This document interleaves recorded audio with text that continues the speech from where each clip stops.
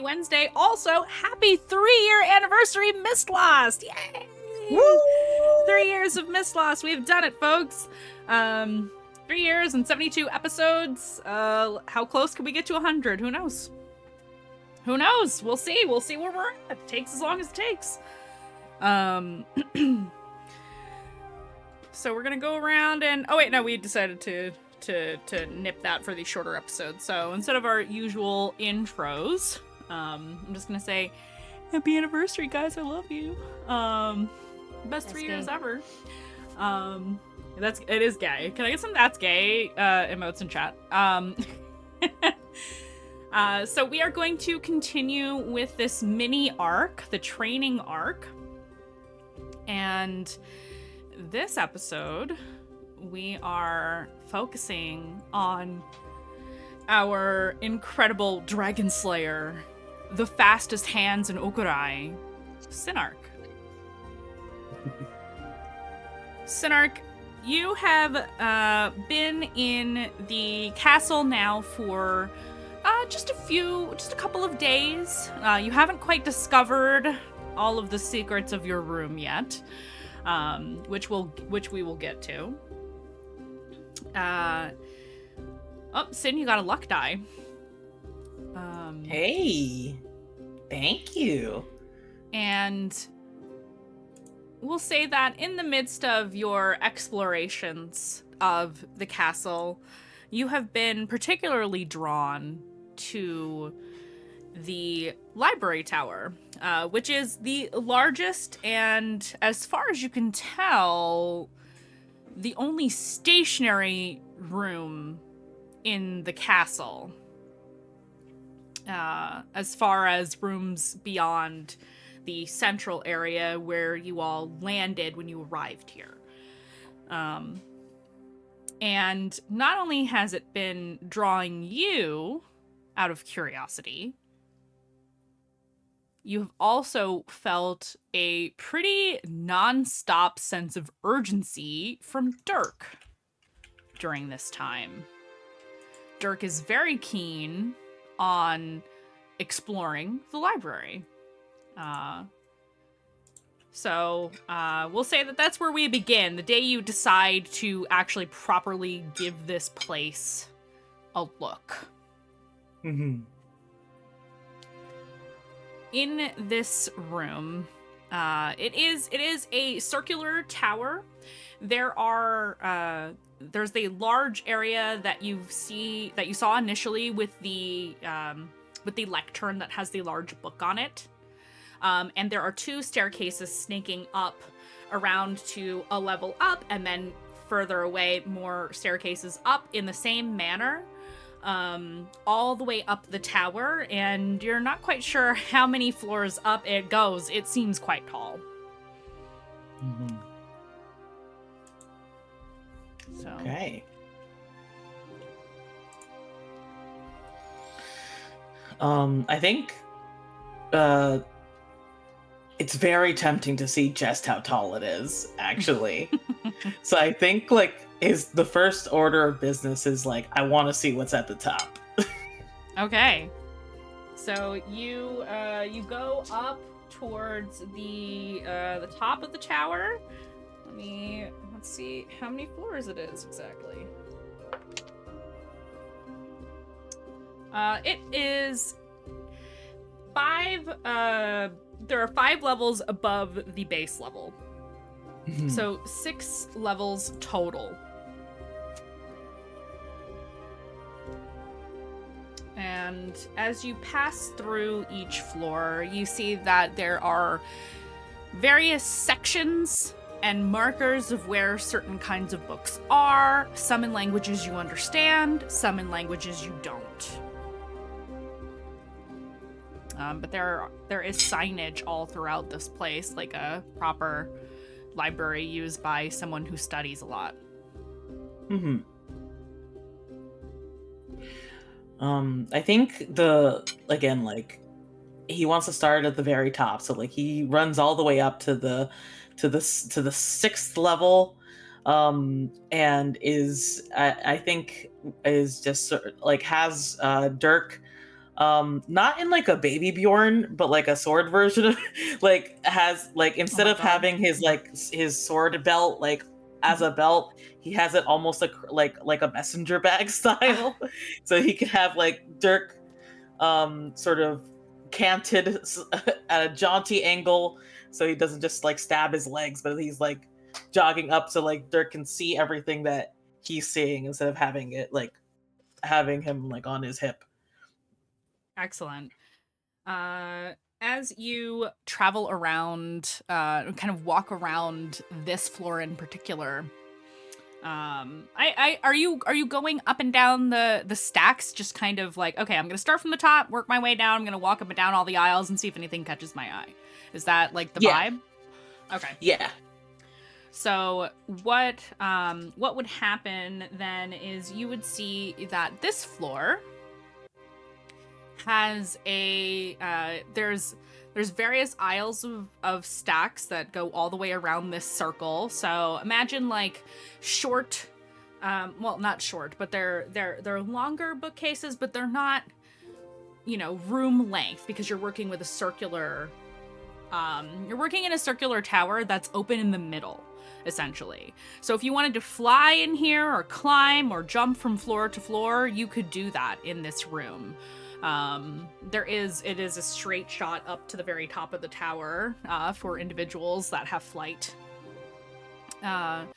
So there's these stacks that are arranged in like a radial type of layout around this circular area. And at the far end, on the opposite side of where you arrive at the top of the stairs, is a room. So this floor does not have all stacks like the other floors appear to. This one has a room that has double doors. They are made of a bright blue stone that has carvings all over it, inlaid with gold. And another metal that you are not familiar with. You have not seen it. It is purplish silver. It's like silver with a purple sheen over it, that's iridescent. But the artwork on the door it doesn't depict any figures. It seems to be designs from, you're not sure where. Doesn't look like anything you've seen on Terra. Immediately, like Sin was like looking at books and like, I'm gonna start from right next to the stairs and keep going, and then as soon as he glances the door, he's like, ooh, and just abandons quest to go look at the door. Yeah, absolutely. And it's just like, ooh, Dirk, look at these weird markings, everything. Something you have noticed, especially now that you've been in the tower, but when you observe Dirk, most of the time, it looks like an inanimate object. It does not move. You occasionally feel emotions coming from Dirk that you recognize are not your own, even though it's being impressed upon you, like hear me, listen to me, through your connection with this sword. However, in the castle in particular, and in this tower, Dirk is faintly glowing, or rather, I should say, the eye in the pommel of the hilt is faintly glowing, and you can see that the eye is looking around, kind of taking in, it's looking frantically around, up and down and left and right, observing everything that is in this tower. Mm-hmm. You feel this probably also matches your own feelings a little bit, but you feel a sense of awe, a sense of amazement and eagerness. Mm-hmm. But yeah, as you respond, you feel it's acknowledging you. It's all the same to Dirk. He acknowledges that you're speaking by looking at you, but then immediately turns to looking, his eye is looking at the door, because that's probably where you're facing. Mm-hmm. But yeah, Dirk has been active this entire time, and one thing you've noticed is he hasn't been pulling books from shelves the entire time you've been here either. That's first for you. Yeah. I think Sin is like has that on his mind, but is also like moving forward to like push open the doors and see what's in there. He's like kind of hoping that it's like a big like reading room or whatever. But he's just like, what else could be in this library? But who knows? So you try the door.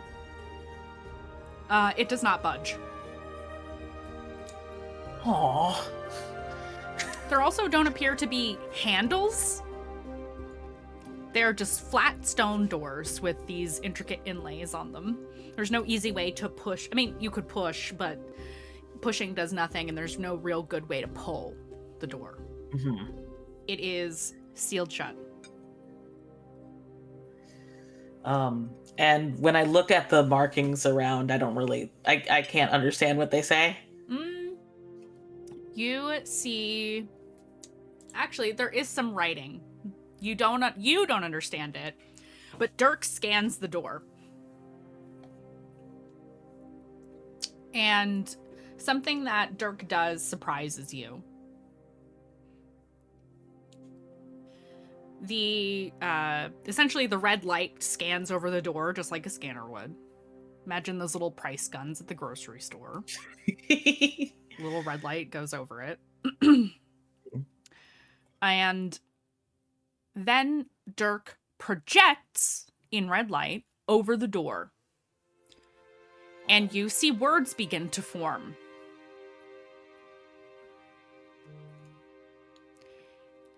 The language at the top of the door translates to scroll archive. Ooh. And then words begin to scroll over the door. Not like being written, as if just text appearing over this red area.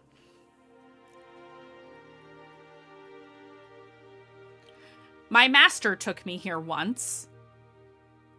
There's lots of really good magic in here. And I have read every single book in this tower. Oh! ...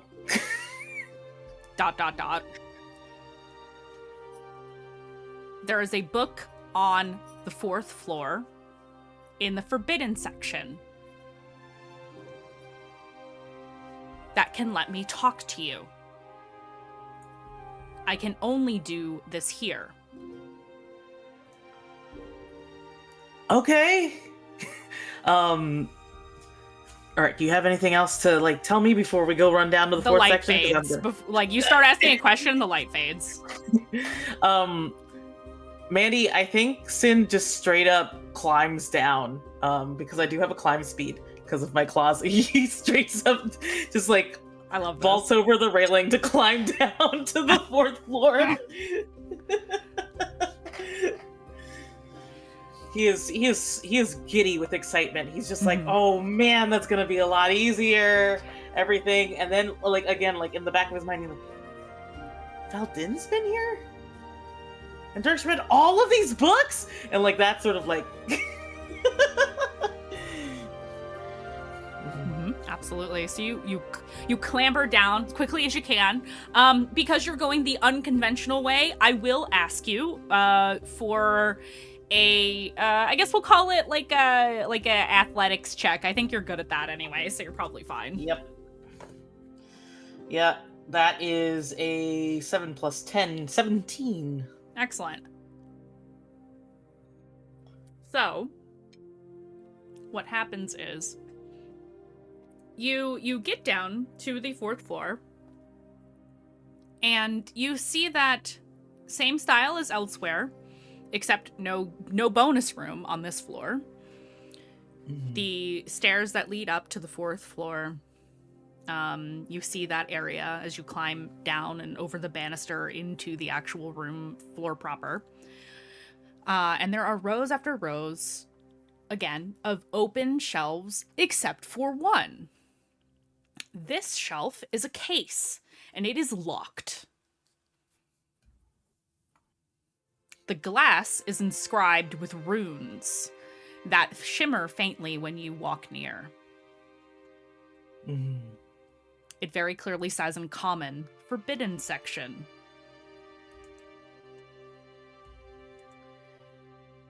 I want to take a look at that lock. Are you searching? You're taking a look at the lock. Are you searching for traps? Are you looking for traps? Hold on a second. Are you a trap-looking boy? I am an inquisitive rogue. You are an inquisitive rogue. I rolled over 10 in my stupidity check, so I'm gonna say yes. like sees rune, sees, and it's just like stops and is like ah. Ah. I'm like, oh no, it's pretty.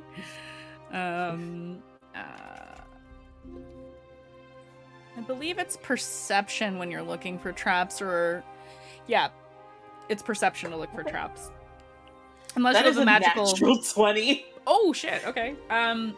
Something you notice is the story down trap look a boy.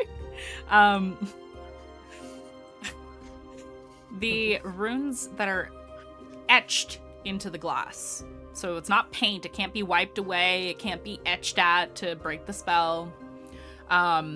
Is etched in grooves into the glass. You recognize runes for explosion, fireball, etc. You see a lot of very powerful spells inscribed into the glass of this. There is a large lock on the door.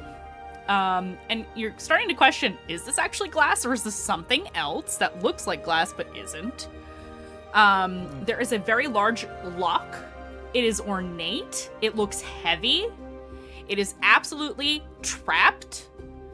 And if you do not disarm this lock, all of the runes on this cabinet will go off at once. Fantastic. Okay. All right. So you imagine that would be catastrophic for this library if something happened. Oh yeah. Yeah. Sin crosses his arms and he frowns and he's just like, ugh. Why are people always trying to hide knowledge? And I think he's sort of like he's like he's like walking around the case and like looking at it and again looking at the like leaning in to like look at the lock without touching it, and he's just like, can I wish the key into my pocket? Is that a thing? like that he says that out loud as if thinking, because like again he can sort of wish his room to look the way he wants, right? Mm-hmm. So he's like can it, like he glares at it and he's just like, I wish I had this key, and then he shoves his hand in his pocket just to check. Nothing is there. I figured. You wish it was that easy. I really do. But yeah, I think Sin is again sort of like frowning at the lock, and then tries to take in the space around it, right? Like if I were trying to keep people out, where would I keep a key, or where could I find Dirk's read all these books. Dirk, is there a book that isn't in the forbidden section that can tell me how to like disarm these runes? You you get a sense of uncertainty. Damn.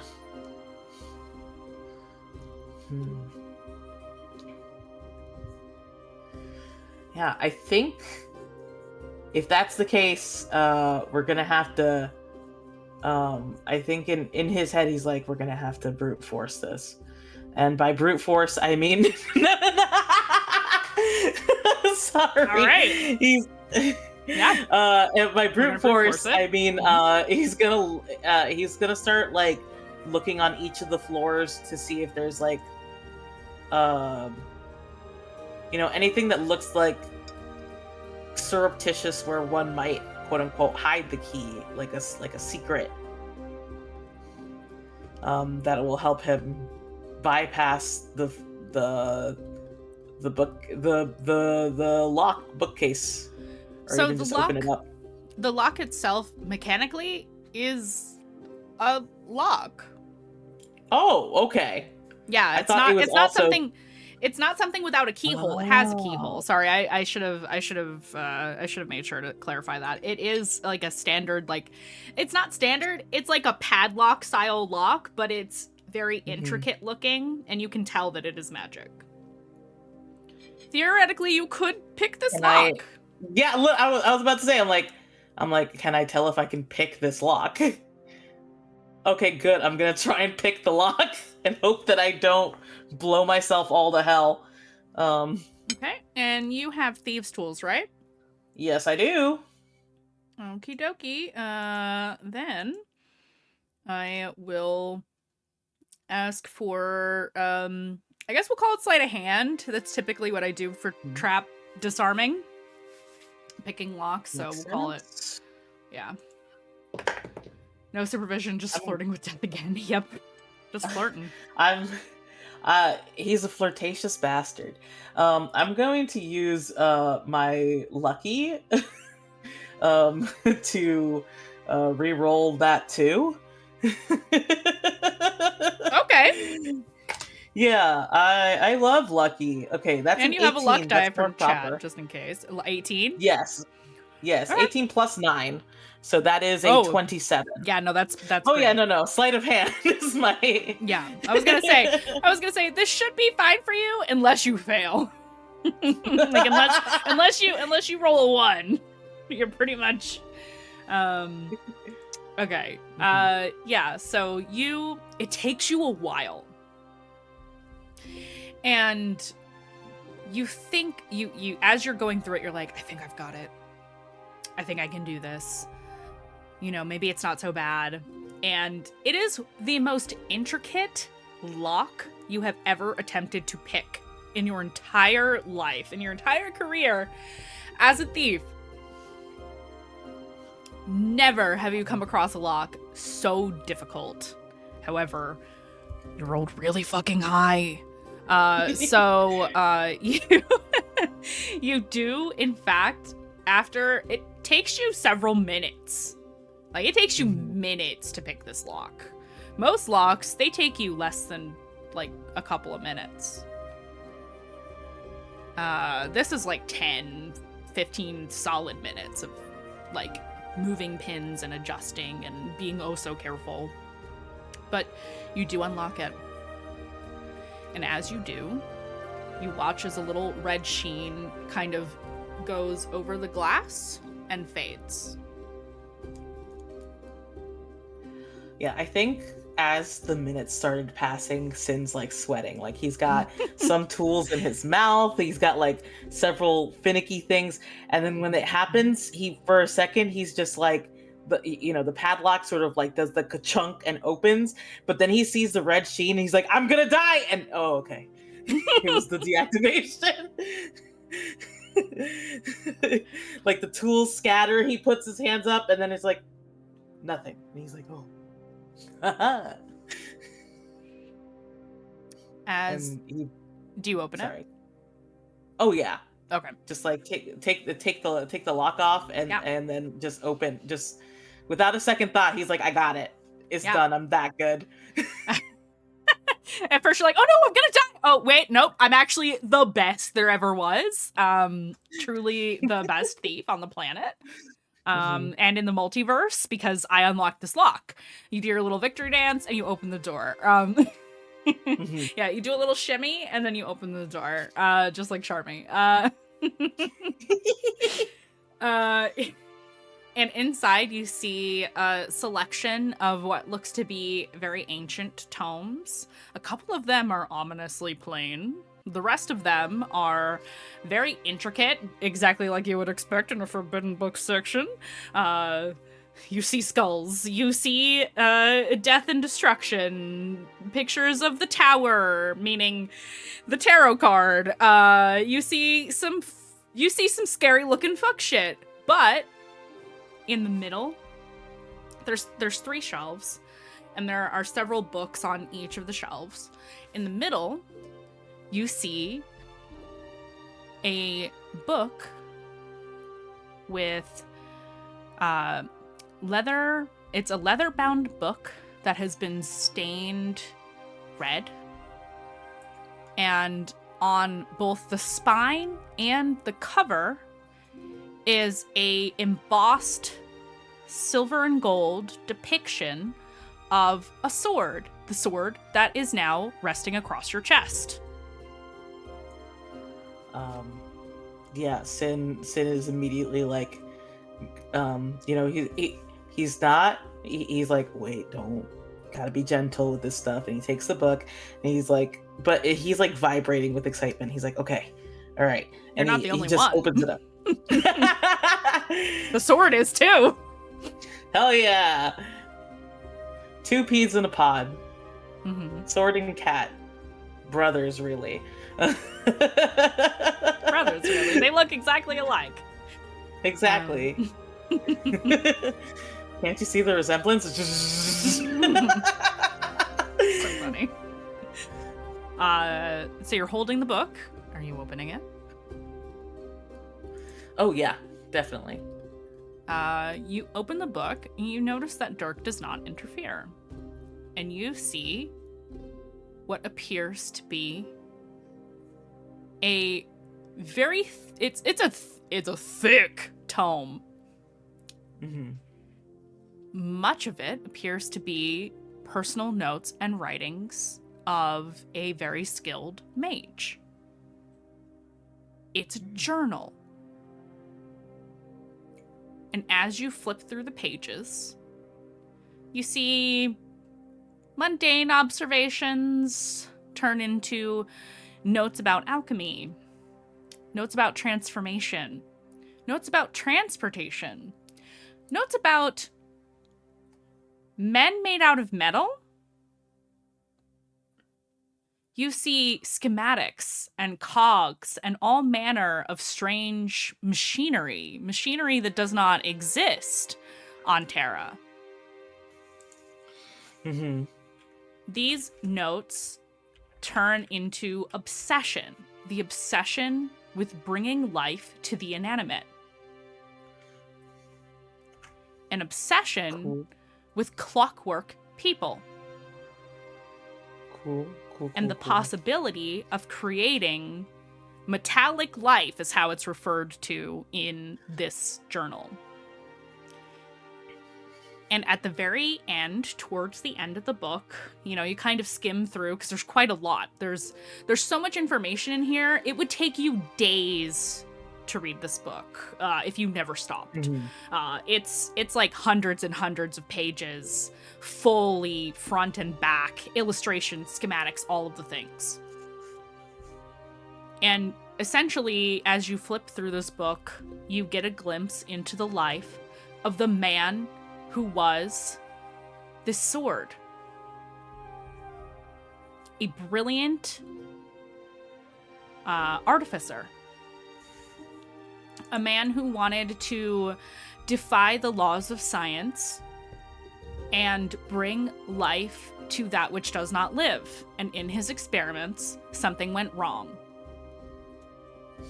And as the notes abruptly cut off on the brink of a breakthrough, you realize that the sword is the man who wrote this book, who never finished his work. And the name?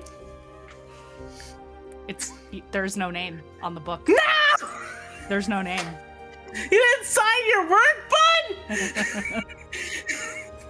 Sin's like that one meme, that's it? That can't be all of it. And it's just like opens up the book over his head and then looks down at Dirk and then looks at the book and is just like, this is so cool. Okay, all right, but wait, how can this help you talk? And do you have a lab in here? Can I help you make this stuff? This looks so like he is rambling as he like walks back and forth in front of the bookshelf, like a man possessed. He's just like, this is amazing.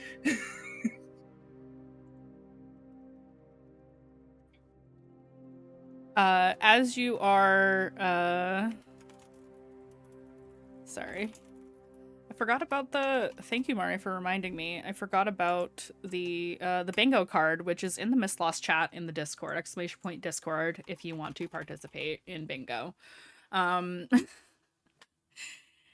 As you are excited about this book and learning more about Dirk, learning that Dirk is not just a sword with a brain or a mind, but is a person, was a person.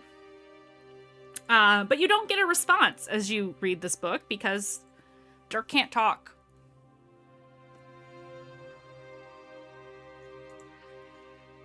Yeah. As Sin remembers that, he sort of like frowns down at the book. He's like, okay, we gotta figure out where in the book. And so he has this book and he looks back at the forbidden section and he's like, I'll be back for the rest of you. Because he wants to know all the stuff. He's gonna tell Rev about this later. He's gonna be like, Rev, there's a forbidden section of the library. I got in there. We gotta look at the books. So, that's something that like he's really excited to do later, but like he's like, all right, I need to find a cozy chair and I need to like start looking through this to find a way to help Dirk talk to me. Awesome. I would love for you to roll me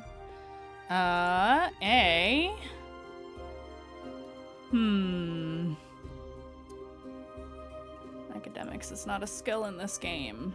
I wish it was. Because that would make so much sense. It would make too much sense, in fact.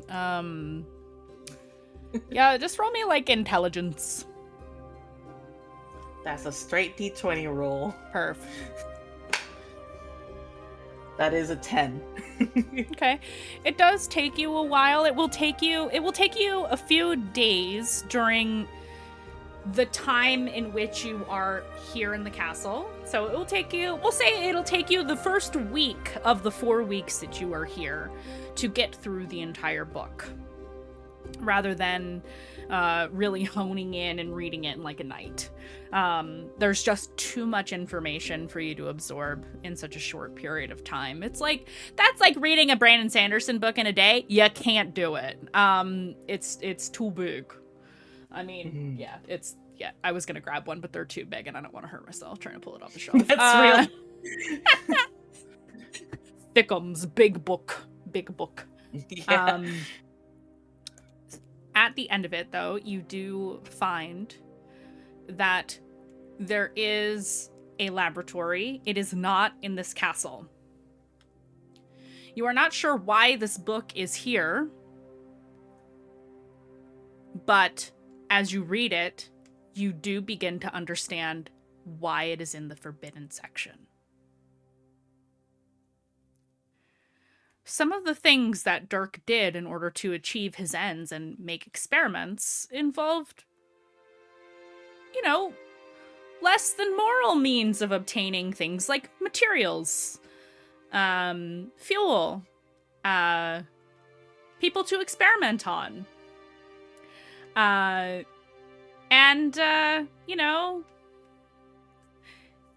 Maybe he kind of deserved to get turned into a sword.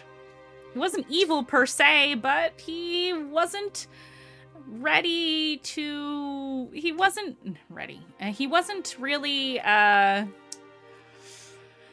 He was like a I'll stop at nothing to achieve my goals kind of guy. Literally nothing.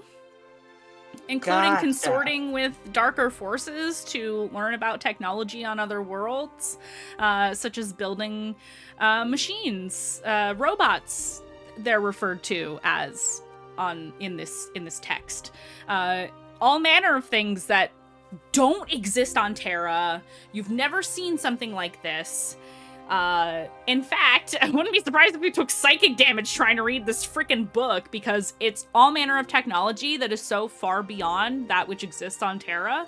You're kind of confused. Like, did Dirk live on Terra, or did he live somewhere else? You know other worlds exist. You're in another plane of existence right now.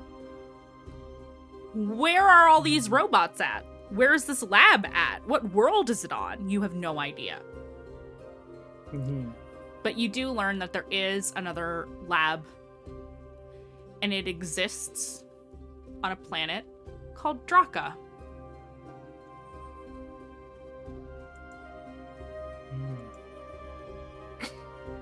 You're not sure when. That's exciting for all 5 of us.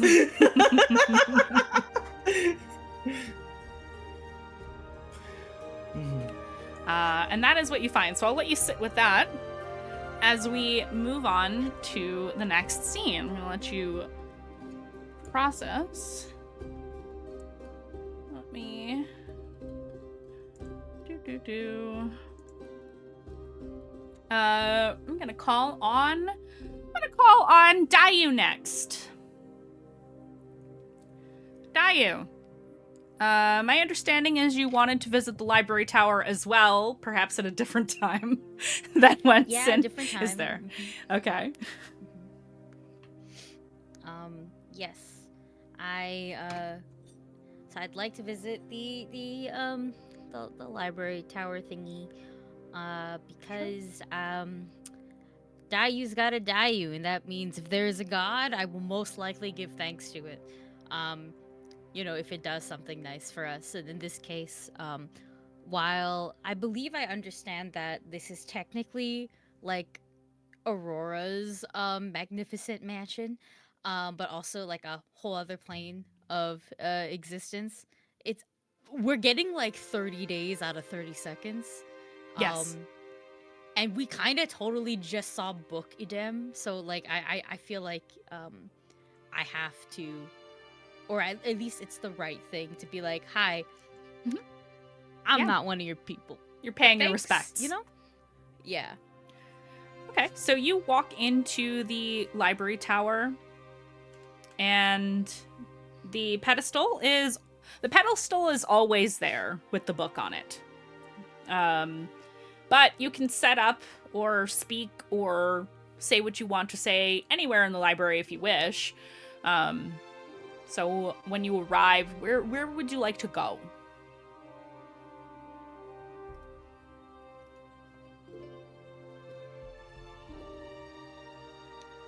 Oh, Walking up to the book is okay. You can do that. Yeah, that's that. I was just thinking about walking up to the book. Like, Okay. in my head, this book is like over here, potentially floating, probably just sitting. It's just sitting. Yeah, and just gonna like walk on in, kind of like knock knock, hello. You walk up to it is a solid wood lectern. It's very simple. There's not a lot of filigree or carving on it. It is just plain lacquered wood. The book, which is again quite a large tome, It's large enough that it's like not people-sized. It's a little like you imagine if you were to pick it up and like try to carry it somewhere, it would be very awkward to hold. And on the flat part of the lectern above where the book is sitting, there is an ink pot and a pen resting in the old pen holders. It's just a quill pen, white feather, black tip. Do you say anything? Yeah, I say hello again and wave. You wave Unsure to the if book? the book. I love Yes, I wave to the book. Mhm. I think not just because it's on the bingo, but for prosperity. I am doing the little hand biscuits thing. You And doing like, the- hello, okay. You know, Hi. like that. You know, it's a very like Everybody mark your bingo I'm cards. I'm not trying to be disrespectful or anything, but also I'm not sure how this god handles any form of respect. Yep. To my knowledge, Idem and Idem's followers are all bundles of mystery. Mm-hmm. So it's just kind of like, I know who you are, I know what you are, sorta. Hi. And I'm just gonna talk to the book. Yeah.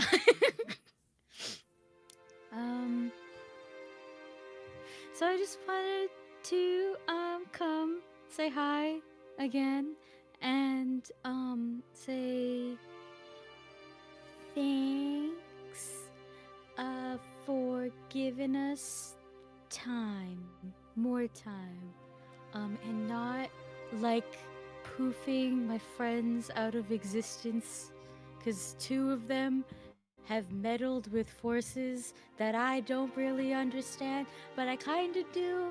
I wouldn't trust that with me. No. No. So like normally I burn incense, but you're a book. And I feel like that is not good.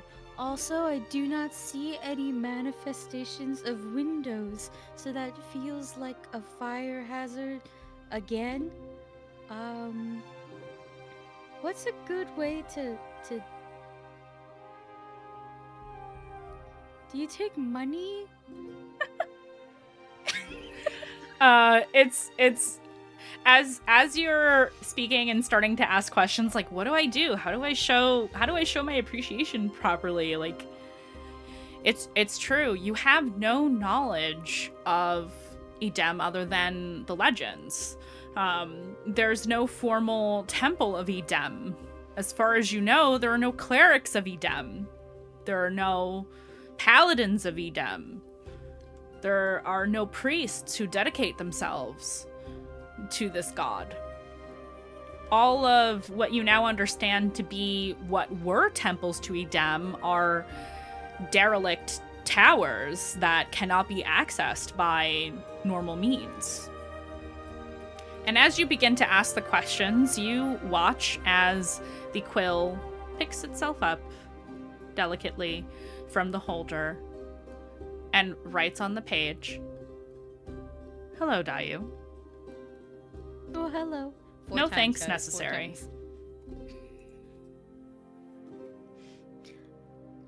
Are you sure?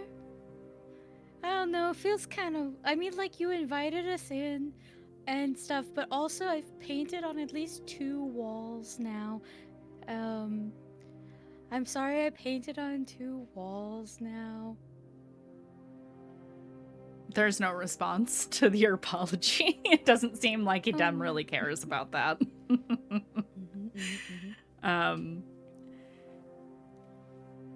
Is it disrespectful to poke your book?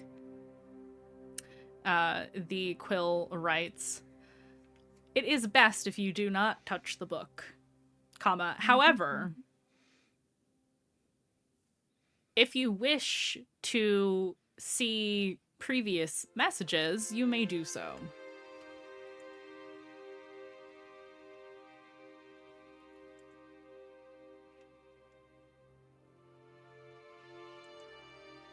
Simply tell the book and it will show.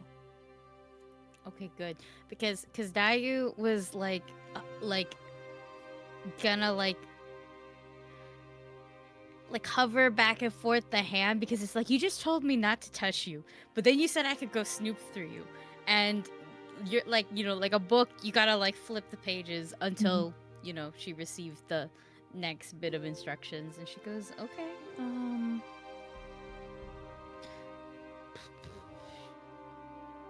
were there any previous tenants? Meaning, like, who was here before? Mm-hmm.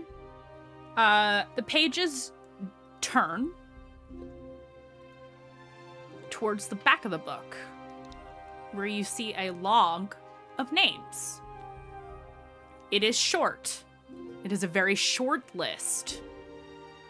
You see the names of each of Aurora's ancestors in order, dating back to Cambir himself.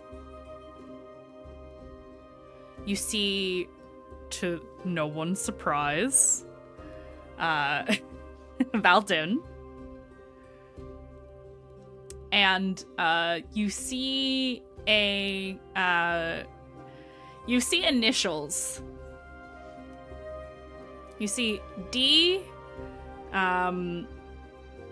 S, and then a symbol that you're not familiar with. Close enough. Welcome back, the Nintendo DS. Yeah, it's a Nintendo DS. It's exactly, yep. I missed the 3DS. Okay, so... But then you see your names. Well, actually, okay. specifically, you see Aurora. Aurora's? Mm-hmm. And I think Aurora is the only one who has talked to Edem other than yourself so far. So it's Aurora, and then it's you. Oh, okay. Mm-hmm. Actually, it's Aurora twice, and then it's you. Oh. Mm-hmm. Is Sin there? Well, Sin didn't talk. Sin didn't talk to the book. Edem, but Nope. but Sin's been inside the A tower of Edem, technically, right? Correct, but did Point not of interact. order. Yes. Sin tried to talk to Edem and got blown off.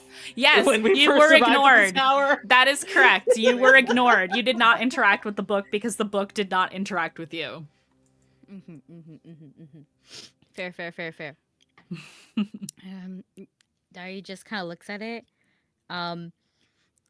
is intrigued, and then goes, "Oh no, I ruined the family tree. Secret lit? I don't know. This has a very prestigious The pages turn back. Oro section. The pages turn back to where they were, and you still see the messages that Edem shared with you previously a moment ago.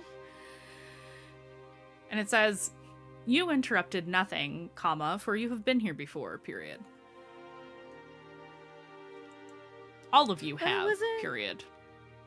Oh, okay, that's what you mean. Do you have it logged how many times?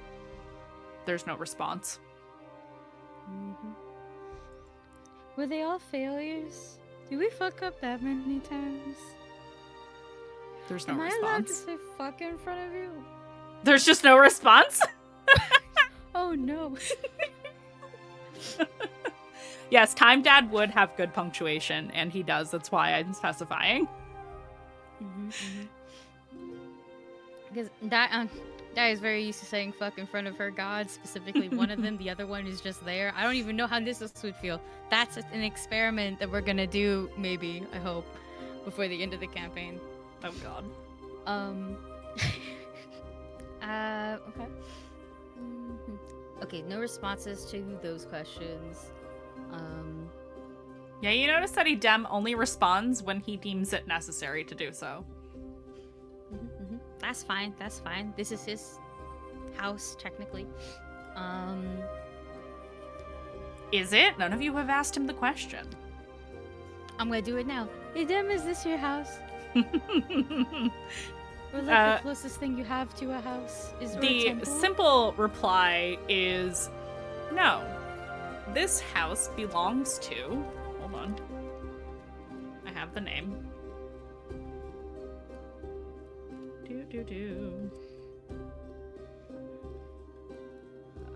Did I put it in another Edem note? would know how to use M dashes. Yes. Let me find the Aurora page. Here we go. I was trying to figure out which Ash Spark built this place. It was... Lapis? Yes, it was. It was Lapis because Aslinsa did not have magical ability. Not much, anyway. So it was Lapis.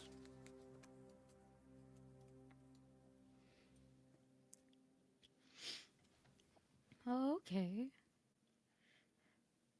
Well, if Lapis built this place, why do you live here? Are you like...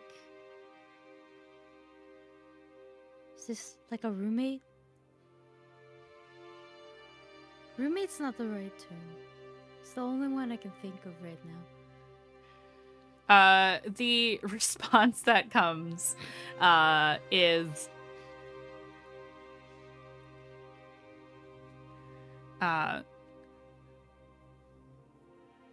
Lapis's mastery over temporal magic and her connection to me allowed a permanent connection to be placed.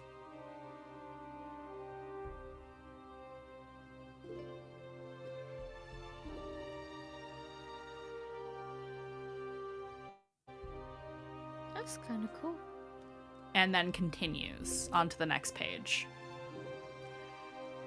This place, this dimension, is a pocket of time. In the simplest terms, it can exist on any world, at any time, in any place, so long as the connection is not severed.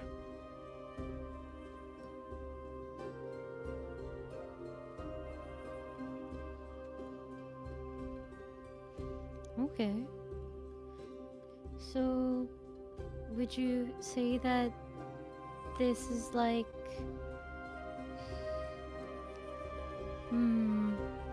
like a plane traveling ship?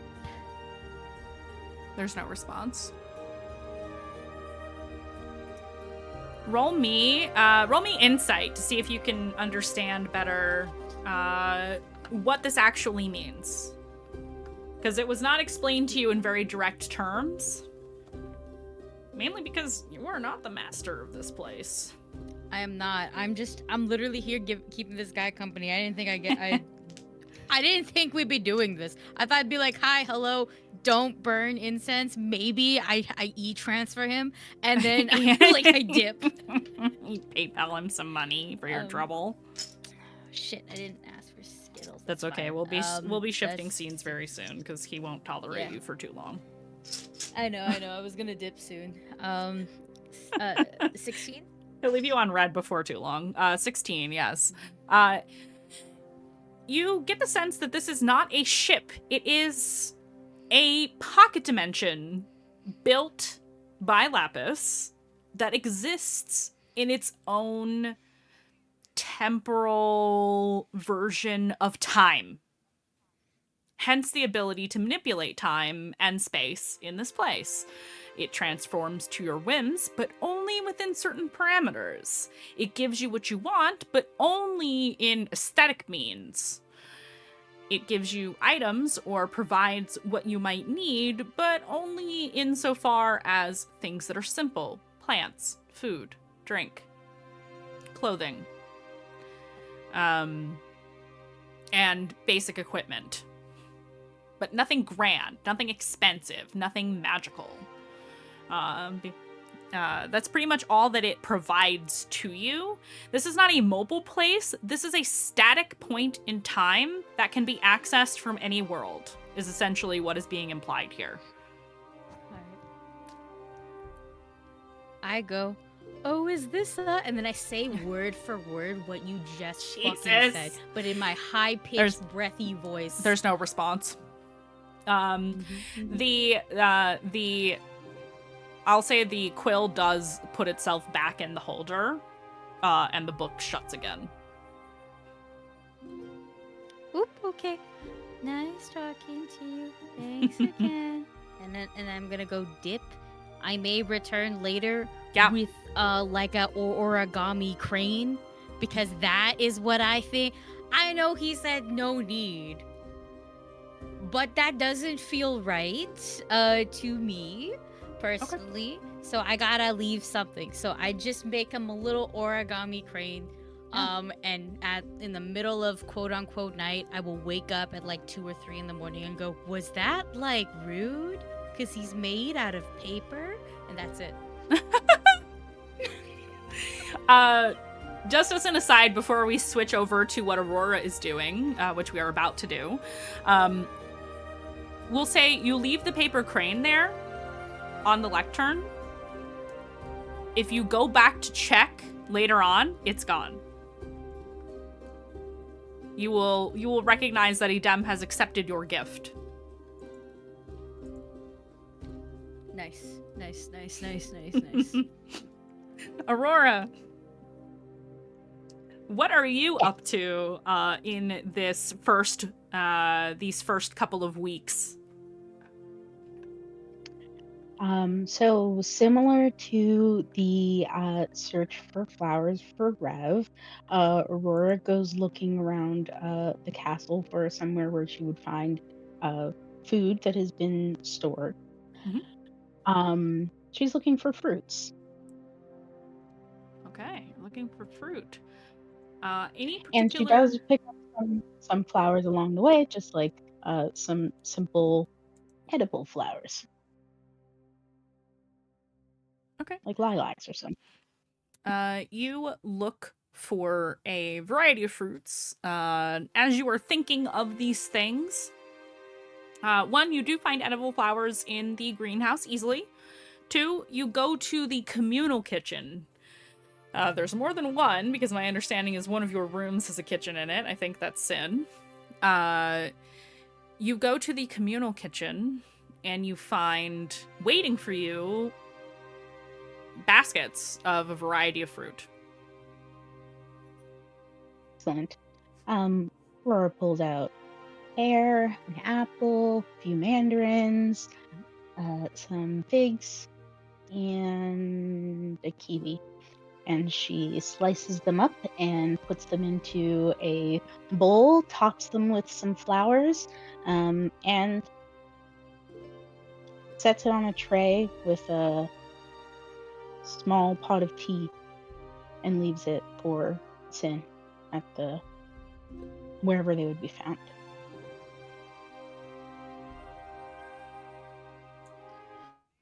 That's nice, because I think during the first week, once Sin finds this book, like, he is like in his room, like constantly reading it, and it goes from like very excited on the first day to like starting to get worried on the second day, and then just like 1,000-yard stares at the third. Through like the last days, he realized exactly what has been done to try and make robots a reality, and like trying to like wrap his mind around this like weird shit. Like, again, he was like cooking up a storm the first couple of days, and then like once this is like left on like his table, I think is where he finds it to be found, like he just like eats and then goes back to staring in horror at the book that he's reading. I think Aurora maybe doesn't notice at first until she drops off the fruit that Sin has a separate kitchen. So she's been worrying slightly that Sin was not eating until venturing inside to drop off a snack. All right. And when she's done with that, she's going to find Nikita. Okay, you go and you find Nikita. Where is Nikita at presently? I think she would be post-workout right now. So you're in the And gymnasium area. Yeah. And I would say she would have been making her way back to her room. But yes. Oh, okay. Yeah. Mhm. You find your girlfriend in the hallway coming back from the gym. Hi, you're sweaty. I am. I could bathe if you need me to. Actually, I was wondering Hmm. if you maybe wanted to wash your hair and do something different with it for a little bit. I mean, there won't really be a chance for you to try something new without Smar needing a place to sleep. You're right. Um, this is the first time that I brush my hair without there being a nest in it the next day. Yes, I'd like that. Excellent. And you can have help brushing it. And I have a really cool idea, but like I need extra help, and I think it would be fun. Do you want to invite Dayu and Rev? Of course. Do you? How? I've seen you and how you love to pamper yourself. So do you want this to be like a spa thing, or am I to bathe first and then after the fact? How does this? I want to wash your hair. Okay. I know you like this, but I don't. You know. You'll find out if you like it. And if you don't have to be pampered. I have a feeling I'm going to like it. I think so too. Hey, Dayu! And Aurora just starts shouting for her. And then does the same for Rev. This place I'll is say we quiet. can My quickly- bunny ears pick it up. You're easily able to find your companions. Where do you all congregate for the spa day, or do you wish for a spa? I wish for a spa because we love the hot springs so much when we stayed there before, and also we all bonded in the bath. So we're gonna wish Full for circle. something similar to our initial meeting at home. I love this so much. What you see when you walk into the door that opens when you say that you want, like, a spa or a bathhouse, the door opens and inside you find a replica of the bathhouse that you were in Okurai. It is the same. Yep. Not the same ghosts. There's no ghosts here. It's But, comforting. Yes. So yeah, that's what you guys find. And I'm gonna presume that Aurora finds wherever these things would usually be stored supplies for their bath, including shampoo for her to All the get to work. things. So the idea that Aurora proposes to everyone is that we have a bath. Aurora's gonna wash Nikita's hair because that is a very intimate act, but also just fun. Also, she has a little bit less of it now, so it's not so much work. Just saying. And ask Rev how their training has been going. Yeah, at what point in training are we here? Has Rev been forced to talk about feelings yet? I think you being forced to talk about feelings happens towards the end. Okay. Probably cool. in the 3rd week. So right now you're in the 2nd week. You're not quite there yet. You're probably in the height of the frustration you're feeling with your training right now. Yeah, I think Rev sort of pulls a face and just says, "My trainer is frustrating." Sorry to hear that. But at least you get to relax. The spa. Yeah, this is a good idea. It looks really nice. And it helps, I hope. Keep your spirits up while you're working hard. Yeah. How are you doing? All of you. Caillou, how are you?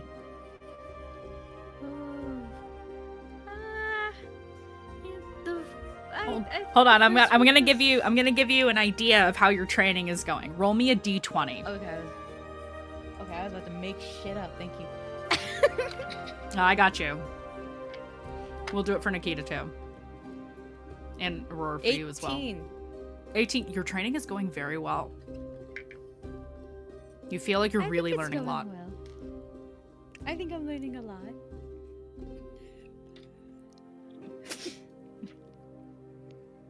That's awesome. I'm not at all surprised. You're a great teacher. I'm sure you'll be a great learner. I mean, I was sure you would be a great learner. Me neither. Whoa. I am gonna ask Nikita and Aurora both to roll d20s. Did you roll under a 10? Roll under 10. Did you roll under a 10? Come on. Come on, Mari. I rolled a 1. Oh my god, I love Mari. this so much. Mari, can you, Okay. can you do something else for me? Can Mark you your do something bingo else for me, cards. like super quick? Can you What's just do up? something else for me, like super? Just grunt. Just. It'll happen. Thanks. Guess what? What's Did you up? get I bingo? rolled a 1. No You way. also rolled a 1? Holy shit. Okay, I will say Oh for my the God. two of you, even separately, you're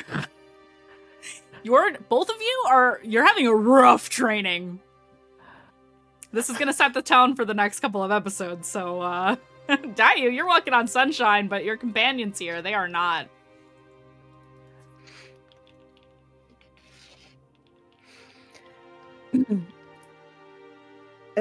Let's say I could use this.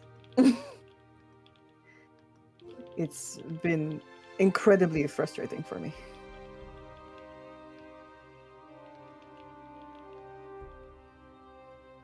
I'm sorry, darling. I haven't been exactly enjoying the process myself, but that's fine. Maybe it takes time for people to get good at things still. You'll pick it up in no time. I'm sure of it.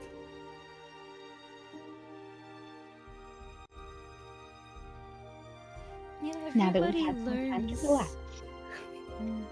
Everybody learns in different ways. So, it might be hard now, but maybe next week will be like way easier. I hope so.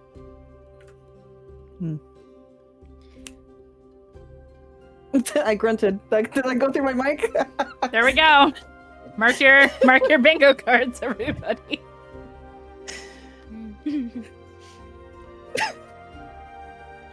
I told you what happened. Everybody thank It's been Madi like, what, for 2 minutes? making the bingo cards for the Mistlost anniversary.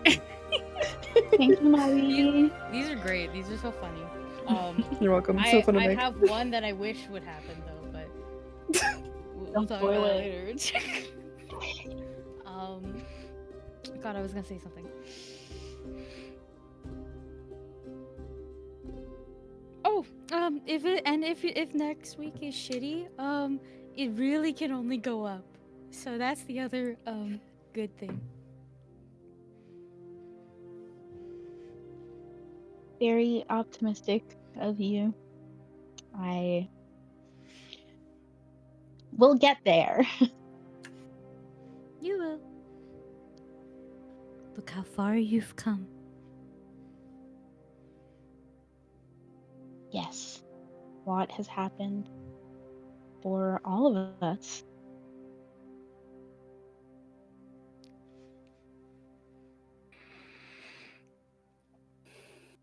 The more I think, the more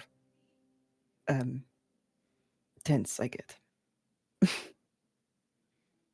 No. This is not tense time, darling. You need something to take your mind off of it. Okay. I'm thinking massage, hair braiding.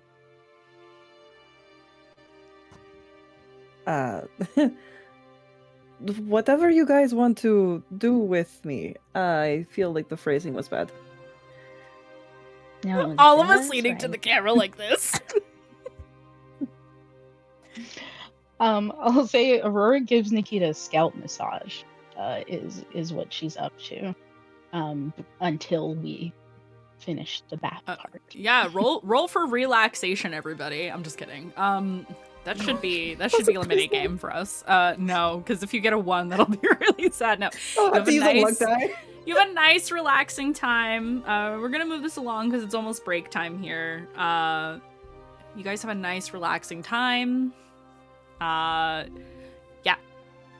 The only thing I want to get into in terms of the hair braiding is the style that Aurora came up with, which is to kind of French braid inward the sides of her hair to make a narrower area on top, and then braid all of that down, kind of like Rumi's hair in K-pop Demon Hunters, but with French braids on the side. And enlists Dayu's help and Rev's if she's willing to participate. Diane's I think ready and Rev will willing. participate. Sorry, Rev will participate probably to the chagrin of Nikita because she is not super gentle with her hair. She likes it. Eyes emoji? I rolled That's gay. for that. I was like, okay, up above, mind you, above a 10, it was gonna be she liked it. I got an 11. Bingo. Bingo. Bingo. All Because I right. was watching Soul's camera the whole time. Bingo.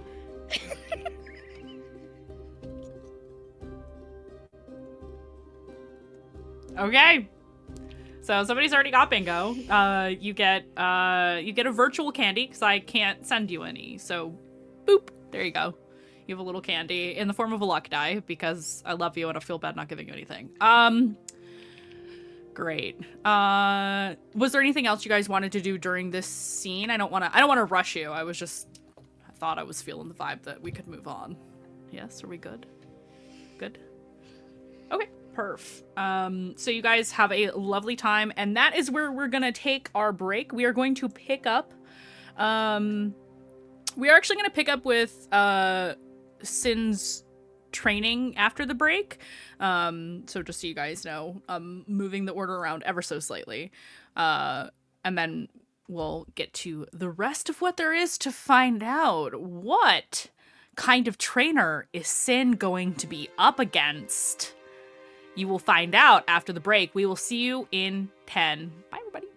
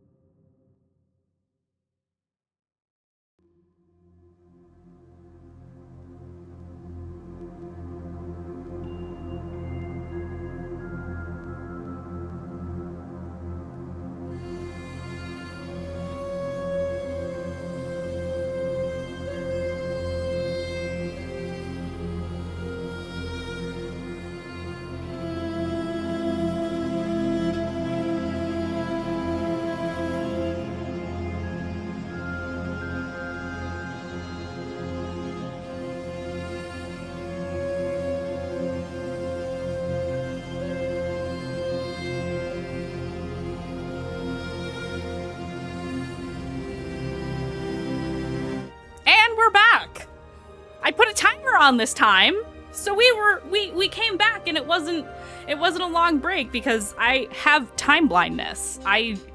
I'm probably not the only one at this table who has time blindness. I need to look at a clock at all times to know how much time has passed, because sometimes 5 minutes is actually an hour to me. Or the reverse. Okay, so we are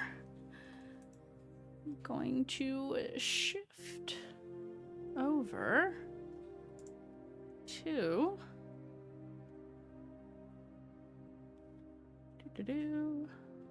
I have it somewhere. You know what? This is probably fine. Synarch. How about for the folks at home, because I did this for Rev as well, if you could please describe what your room looks like for everyone at home. Yeah. So Sin, it hasn't had a lot of like space to himself since they left Okurai, and even before we left Okurai, like he didn't really like to spend a lot of time at home. So it's really neat that like he has his own little space. He has a bed that is basically just a nest of pillows, with several like very soft blankets that he likes to like cocoon himself in. Surrounding the bed are shelves of books that like almost hide the bed away, that he can just pick up and peruse and like put stuff in that he's taken from the library. And then there is like a large balcony where you can look over the courtyard and look at the stars at night. He has like several soft chairs that are mostly just like a frame with more pillows. He's very pillow-pilled. Pillow-pilled? Pillow-pilled, yeah. And Love it. Mandy, do Yes. telescopes exist in this world? Ooh. They don't, actually. Okay. They don't. Then never mind. He doesn't have a telescope to look at the stars. But he almost like they come to sit every evening, but just like little like almost fireflies that like blink and twinkle every evening that he doesn't disturb. And then the biggest part of his room is a kitchen where he has a table that when he enters and whoever enters with him, the table gets bigger or smaller depending on who it's going to feed. And he has a kitchen which has like whenever he opens the drawers, it has exactly what he wants to cook. And like a bunch of different utensils and stuff. Like honestly, a kitchen that he like has dreamed of having, but like never really had the space for. So he's just very excited whenever he comes in to cook.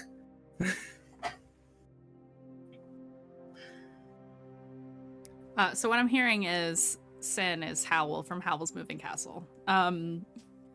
Yeah. That's what I'm hearing. I love this.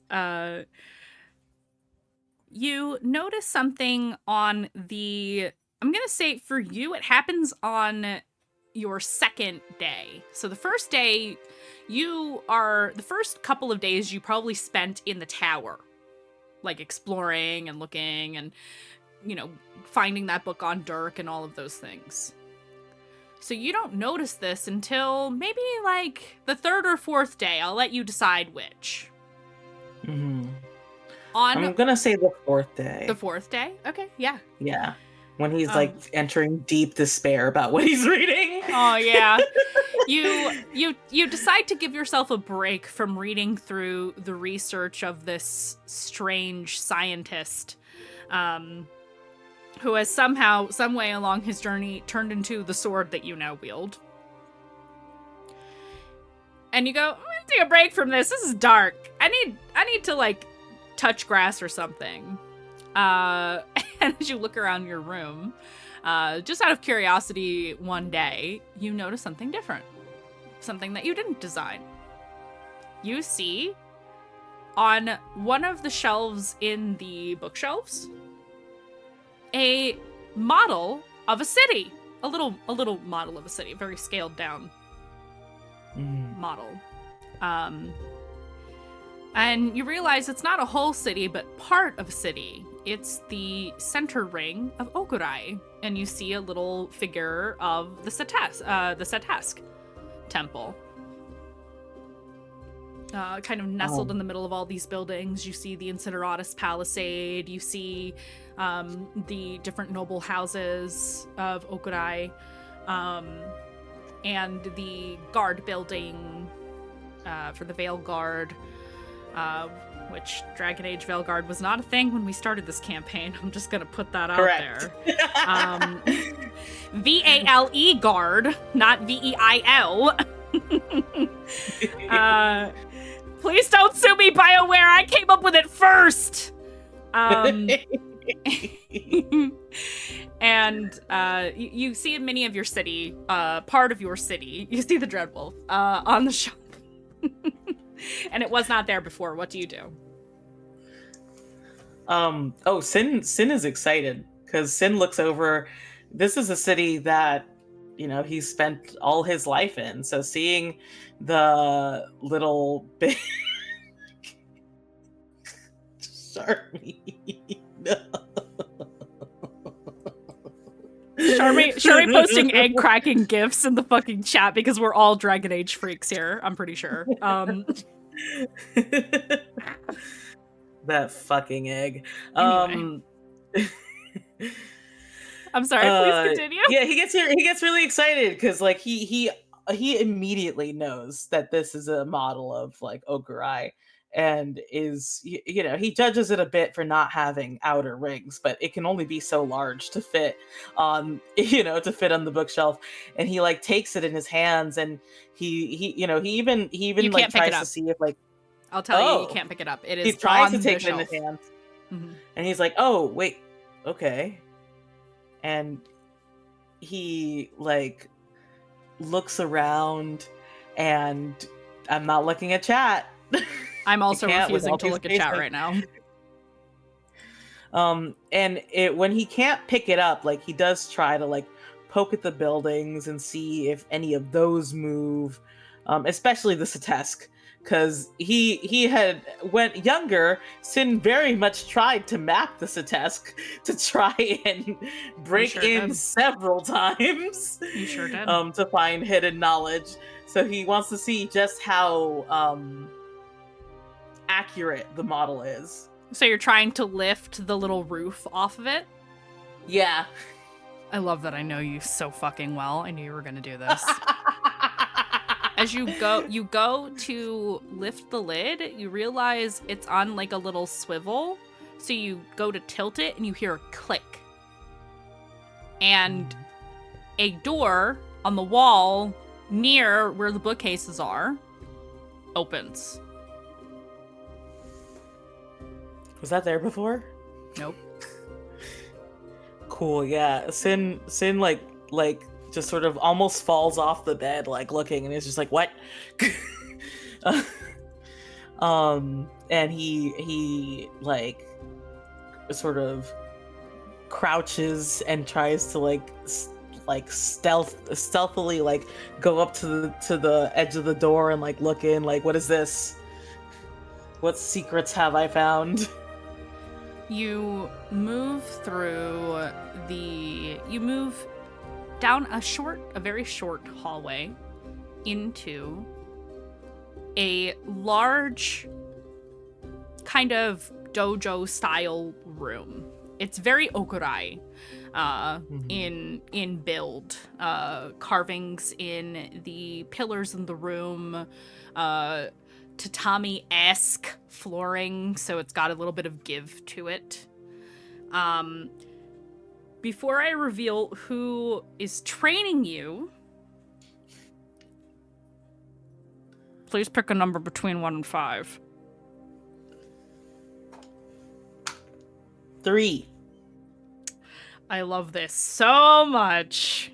Standing in the middle of the room is a kind of like bulky, muscular, gray-skinned half-orc. He is wearing simple, kind of like brown, almost patchy trousers, no shoes on his feet, loose, kind of not a very well-spun tunic. You can kind of see through parts of it a little bit, like it wasn't woven correctly. It looks homemade, negative. He's got a variety of necklaces on, hair that's shaved on the sides and around the back, but long on top, that's kind of tied back into a top knot. He's got large tusks that come up and out, typical orcish tusks. And you recognize this individual as Dargo Madrag of the Shepherd Circle, the hand of the Kaligo Shirei. Standing in the middle of the room, waiting for you. He is holding a staff. Yeah, Sin was like really excited to have found a secret, and then as soon as he sees this, he's like, out of everyone who could be here? Truly?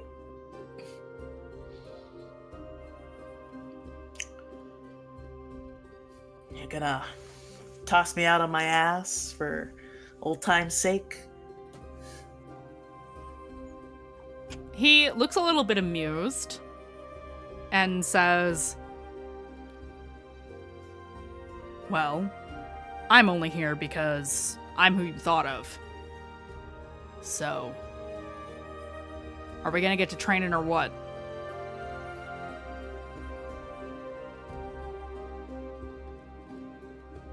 Sin has to really think about this, because he's just like, I thought of you?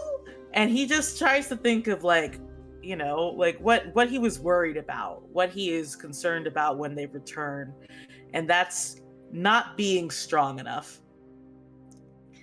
And, well, if there's anyone who made him want to be stronger, it's definitely the Kaligo Shirei, so he could toss them on their asses. And he shakes out his hands and he bounces a little bit on his feet, and he's like, yeah, let's go.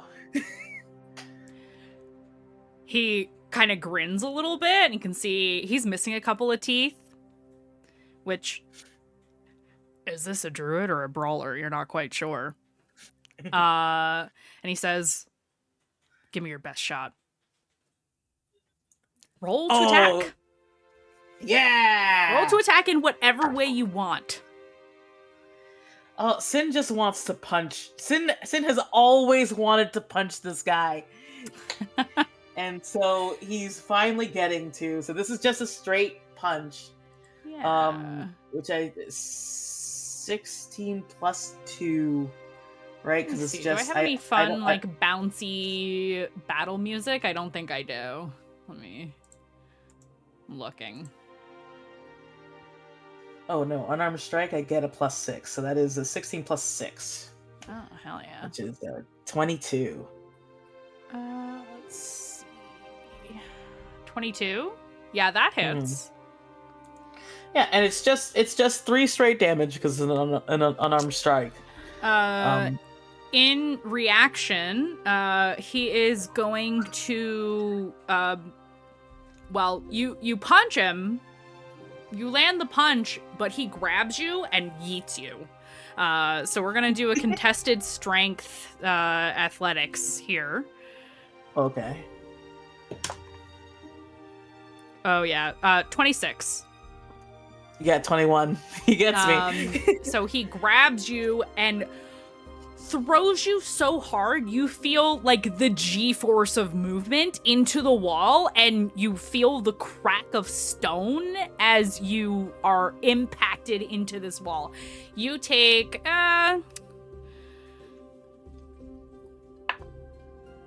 12 bludgeoning damage just from the hit. Cool. Let's see. I don't know if this battle music is any good. We're gonna fuck with the music now. There should be a bingo space for me fucking around with the music, really.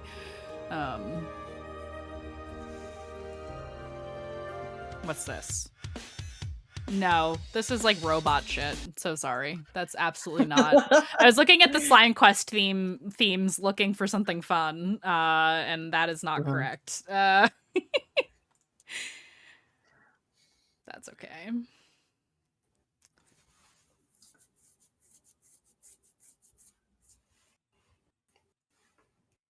Here, we'll do... This one's probably fun, I think. Oh yeah, the Wild Hunt. This is a upbeat one. Everything else is so epic and serious as far as battle goes, so it's... That's fair. Hard to find good ones. But you... As he throws you into this wall and you take damage, what is your reaction to this? You were not expecting a simple druid to have such physical strength. Yeah, I think there's a split moment where Sin realizes just how soft the Caligo Shire were on him when he was younger. You know, a child doing mischief. And I think there's something that like there's like a both a frustration and a really like giddy like violence that like soars into his blood, and he jumps back up to his feet, and like instead of approaching, he just like shoots his hand forward and casts 3 bolts of Eldritch Blast. Okay. Roll to hit. Alright. It's for each one. Oh, that's one of these is a natural 20. That's really cool. Hey, yo. So I got a 22, a 25, and a natural 20. Excellent. So it's 29. Yeah. You hit on all of them. Haha. Alright, that's 3d10 plus 5 for each. So... Oh, nice! And a 3. That makes sense. I got a 10, a 9, and a 3. So that is 22 plus 15 damage. 27. 37 points of damage. Excellent. From his Eldritch Blast. Perfect. You do absolutely... I'm trying to pull up beasts that he can turn into. Oh, I have a question. For the Yes. Eldritch Blast on crits, you roll the crit die again, right? Because it's a spell attack? Huh? You roll the damage die again because it's a spell attack? Yeah, it's... For critting? Yeah, yes. Alright. Sorry, then I forgot. No, you're There's all another good. You're all 2 good. damage.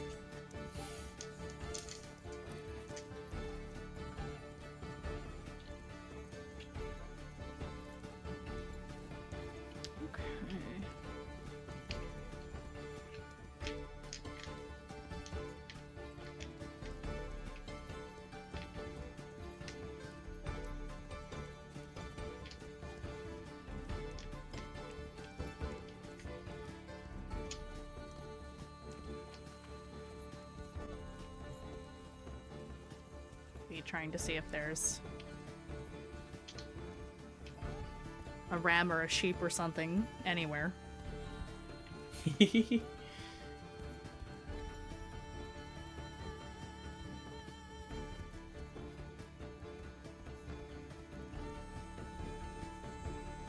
There we go.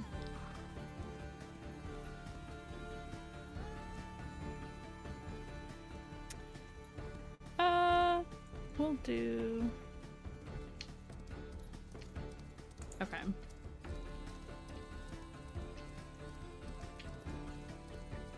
He, you land your hits and you do your damage. He, in response, laughs and turns into a giant ram and charges at you. So this is going to be a dexterity save. All right. To avoid getting headbutt. Perfect. 12 plus 9 is 21. Perfect. Yeah, so you do make it, but he pivots and is going to attack you. We're keeping it kind of loose. We're not doing turn-based stuff. This is all narrative. So he is going to try to kind of get you with his horns. That is 17. I don't think that hits you, actually. Does 17 hit you now? Or no. Still? No, you're 18. above that. You've got an 18 now. Yeah, that's what I thought. Okay, so he does miss and kind of looks like he's getting ready to charge again. What do you do? I really want to... Yes, okay. Sin is going to, again, like, he's been kind of fighting barehanded right now. He hasn't pulled Dirk yet. So instead, he's gonna go into his bag and he's gonna grab his grappling hook. And Mandy, if he's gonna be a ram, I want to try and, like, take the ram by the horns and see if he can, like, use the rope to, like, grab, like, wrestle him down. Yeah, okay, let's do a strength contest. Just straight strength rolls. Okay. I shouldn't do that against this guy, but we're gonna anyway. Yeah, you're making a huge mistake. Yeah, no, even with a 19, that's only 21. Yeah, I got a total of 24. Yeah. So you attempt, and here's what happens. You attempt to kind of stop him, throw him, do something to overpower this giant ram. It's bigger than a regular ram. It's like a dire ram, if that's a thing. Ha ha ha. Diorama. Saying diorama out loud made me think of that word. Anyway, Mandy, really quick, can I Yes. tell you how Sin tries to do this? Please. So Sin is, like, whipping around this grappling hook and, like, tosses it and, like, definitely gets it around the horns, and I think he tries to pull, and it's like, oh no, I am not strong enough. That's sort of like, oh shit. Yeah, I'm gonna say in response, kind of like getting attacked by a bull, but I guess this applies to rams too, but I've only seen it happen with bulls. He yeets you backwards over him with his horns. Like, you're trying to fight him, he uses your momentum against you and flips you over him. You can choose to land behind him, but he throws you pretty far back, probably a good 20 feet back. Jesus Christ! That's cool. The ram turns and snorts at you, and then turns back into the half-orc. You're too eager. You think you can do everything by yourself, don't you?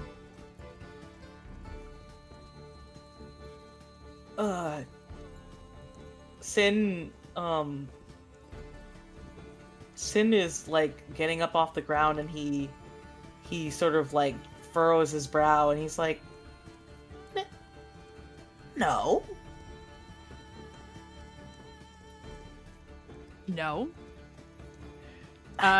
He's gonna use his staff against you like it's a bow staff. 2 attacks. One is a 20 to hit. The other one is a 24. Yeah, both hit. You take 7 points and 9 points of bludgeoning damage. So 7 and then 9. Yeah, I think he's so shocked by just being like hit with a stick that he doesn't even think to like try and use his dodge. So I think that's very funny. He's like, ah!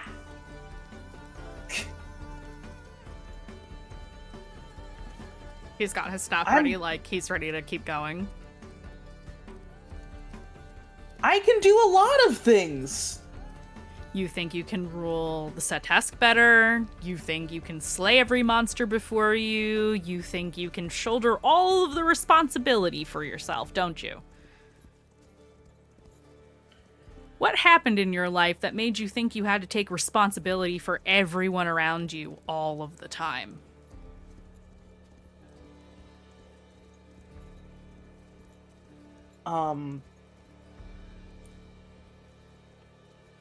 Sin looks kind of shell-shocked. And I think despite his best attempts, he is back to being around maybe 8 years old. And he is thinking about the moment where he has found this letter from his parents, and I think in the letter it says, if the child shows promise, contact us.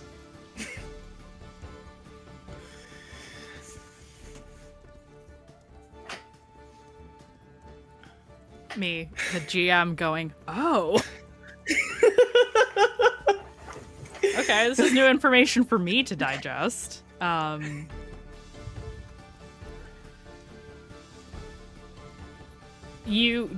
you show him this, or is this just what you're thinking of? I think it'd be really cool if the room changes and it is like it's this like little like mail room in the Setesk. Oh. It gets like smaller, even like the walls press in, and Sin feels smaller, sort of like seeing this like child version of himself looking at this letter. Also, is this okay? Is everybody cool? All right. Yeah. The room does change to what you want, so it does change into this, and we'll show you this image. It's more of like a ghostly image of little Sin. And Dargo kind of turns to look at this scene, and looks a little bit sympathetic. He is, I'm going to change the music here. He is, he kind of looks at you and he nods. And it's easy for him to take in the entire scene, because this man, I need to properly illustrate this man is 7 feet tall. He's a big boy. Jesus, He's a half orc. He's huge. He's also a very powerful archdruid. Big boy.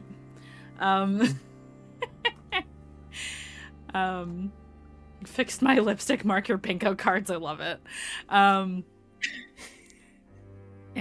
he nods.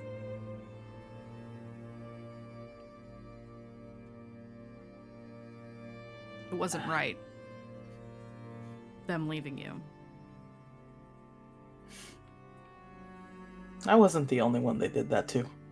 I know.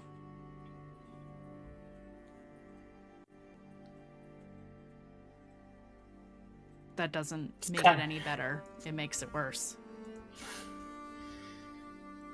Yeah, yeah, it really does. I didn't think that I still cared about this. He will, if you allow it, reach out and touch your shoulder. He'll place a big hand on your shoulder. It's probably bigger than your shoulder, so he kind of overhangs a little bit. Because you are pretty short by comparison. I'm 2 feet smaller than this man. Yes. And he says,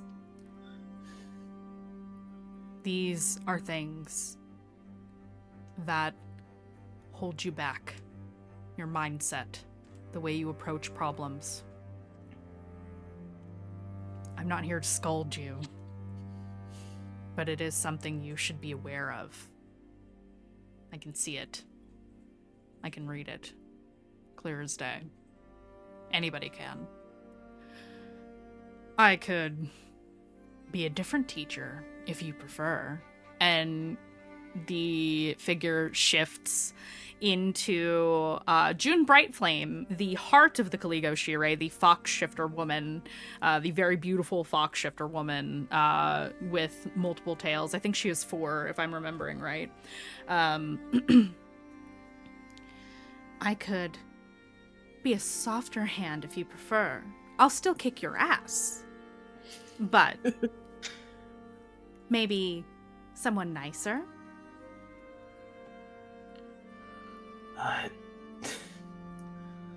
I tend not to learn until it's, I guess, kind of mean. Oh, then Dargo and I would not be appropriate. We are far too nice. And you watch as the image of June melts away, and what you find left is a drow individual. You know him as Emni Azeth of the Circle of Dreams. He is a descendant of Hikaru Saito. Oh. He is the head of the Caligo Shire. And not head as in leader, head as in literally head. Mm-hmm. They are each associated with a part of the body, the council that they rule. Just as a reminder, because we haven't been to Okurai in a while. Amni looks impassively at you. He is dressed much more formally than his counterparts, more in a formal Okurai kind of style. Long robes, intricate, pressed, not a wrinkle on him. His long white hair is pulled back into a braid. He has, if I'm remembering right, he has like white tattoos on his face that appear to be runic in nature. That's so cool. And he says, "If a firm hand is what you require, then I will make your time here a nightmare." That's the Caligo Shire, I remember. I am not keen on being soft on my students. I understand. I am here to be the hand that is required for improvement. You are short on time, and I am short on patience. So we shall begin.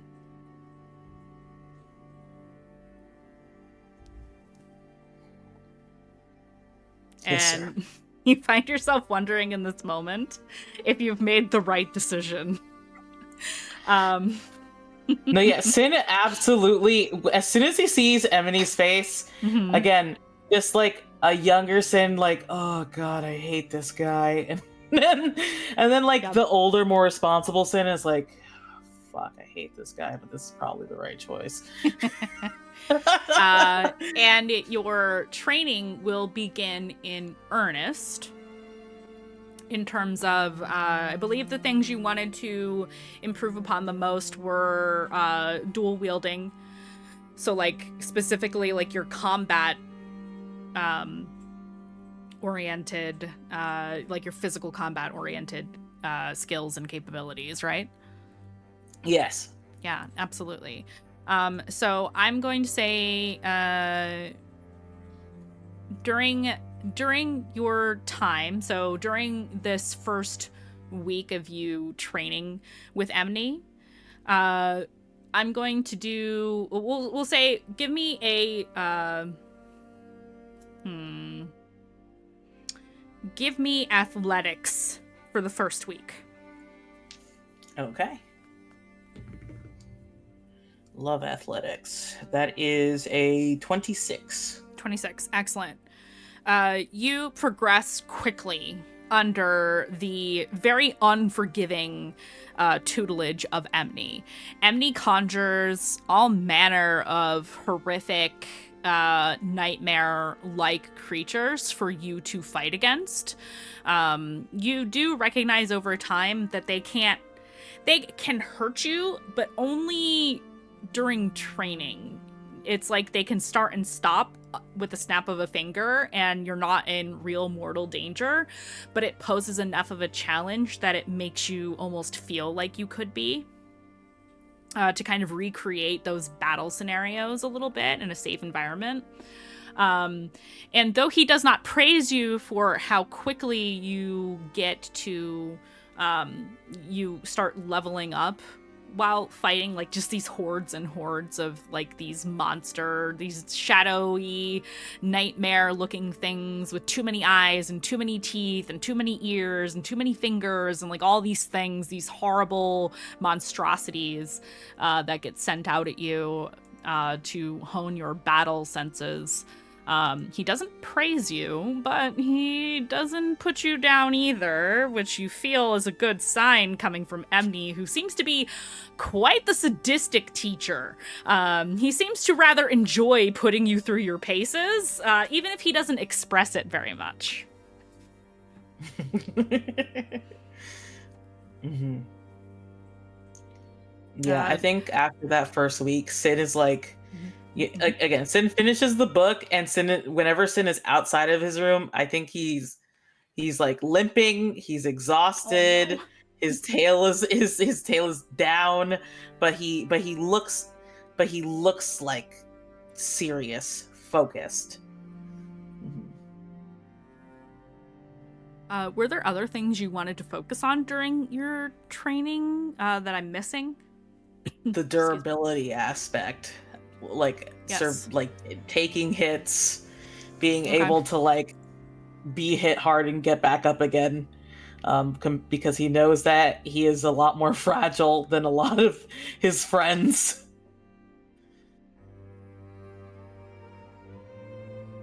Which I think is so sorry. So happy for Emily. Yes. I think for week 2, this will be we're gonna call this a constitution check as you work towards increasing your stamina. My constitution is only a +2, but I rolled a 19. Nice. Yeah. 21. You had a rough start, but even though the training is rigorous, you can feel yourself getting stronger, more reactive, more durable, more stamina in terms of how much pain you can take in battle. And knowing what you have in your very near future, at the end of this 30 days, you feel that there is no better way for you to prepare for this. But to continually fight as much as you can. You learn during this time that you can replay what happened during the battle the first time. You find that you can recreate other battles that you have been in and learn from those. You examine almost hologram, illusory-like setups of the room that will replay things that you have already experienced. battles against dragons, battles against giants, battles against all kinds of mythical things that you have all fought and came out victorious over. The first real battle with the Knave Lord, where Nikita had her head cut off, you're able to replay that and what went wrong there, and why wasn't I able to be fast enough, strong enough to stop these things from happening. You start examining from a strategic perspective, and as you do, roll me investigation. I'm gonna say this counts for your I'm gonna say this goes back for your last 2 weeks, as not only are you being put through the ringer physically, mentally as well. You are being basically forced to revisit past battles to learn where you fucked up and how you can do better. Mm-hmm. And also learning from the battle prowess of your companions and what they do. So that is a 16 total. Yeah. This part is a little bit harder. You're the kind of person who leads with your heart. You act on impulse and emotion in battle much more than you do strategy, despite being inquisitive. You remember to inquire and examine in the moment occasionally, but for the most part, you act on pure instinct when you fight.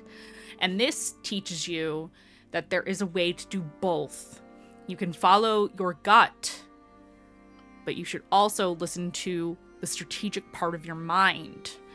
And these are the things that you are learning in these 30 days. Is there anything specific you want to highlight at any point during these 4 weeks? Training wise, I don't think so, but I think there is a very, I guess it's 3 weeks. There's 3 weeks. Yes. There's a very obvious change, mm-hmm. in which, again, that first week, Sin is limping, his body is wrecked, everything, and the second week it's about the same, but again, there's that sort of determined look. His balance doesn't shift when he walks, and he feels more sturdy, and he looks, I don't know, more serious, as in the moments where he is outside of the training room. But I think outside of meals and small moments to spend time with everyone, he is almost constantly heading back into the training room, trying to figure out how to become even better. Would you say that other than certain moments in which you are seeing other members of the party, you're pretty much keeping to yourself during this time? Yeah, I think he tries to make an effort to at least have one meal a day with people, if they have time. But otherwise, he is trying to he's mostly staying in his training room outside of meal times.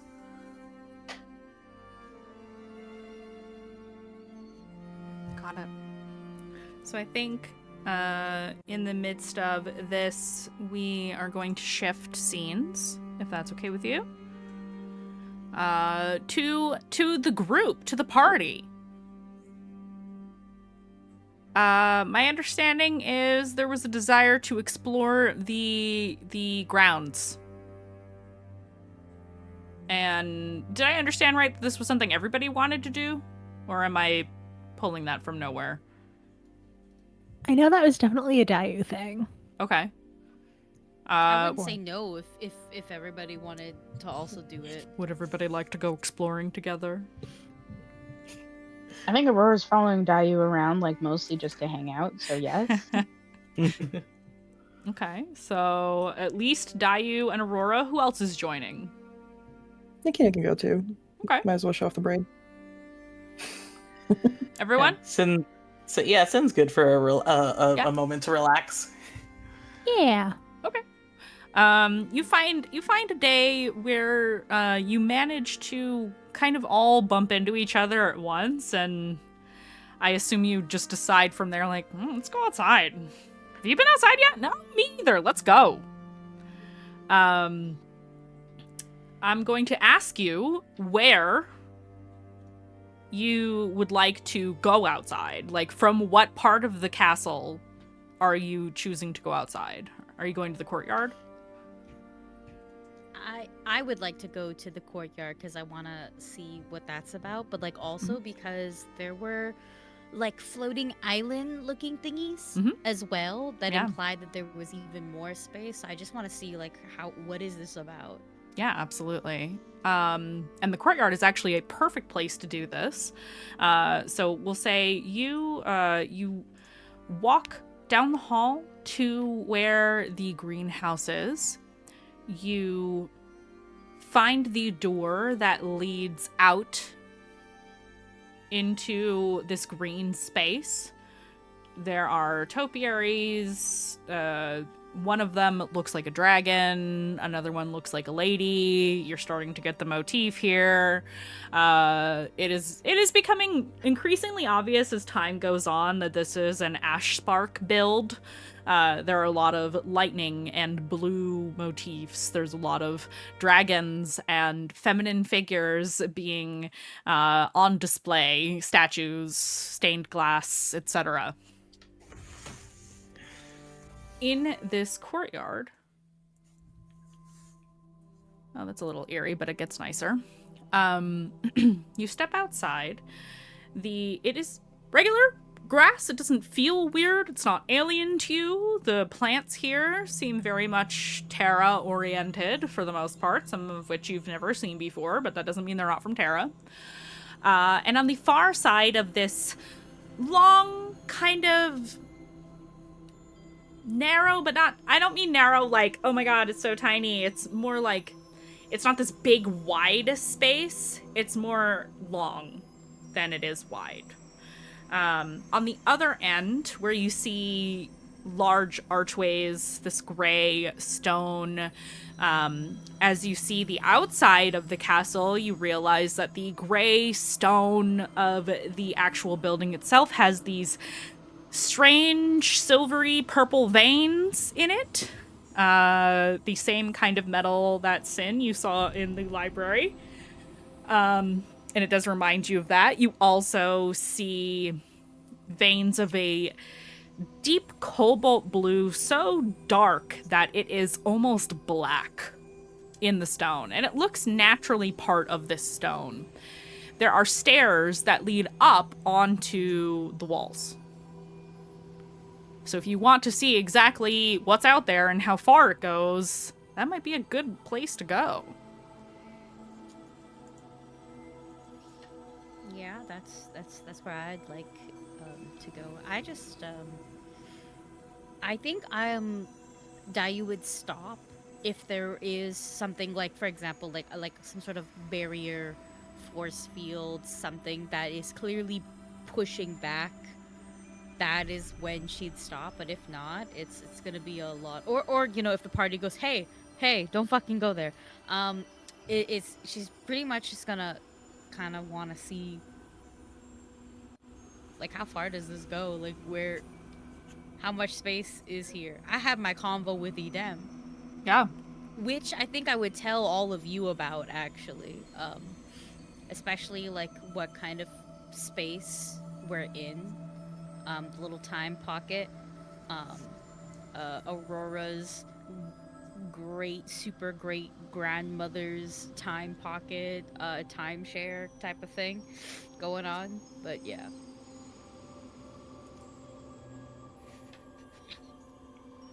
I how think much of this map is rendered? Yeah, I think Sin is I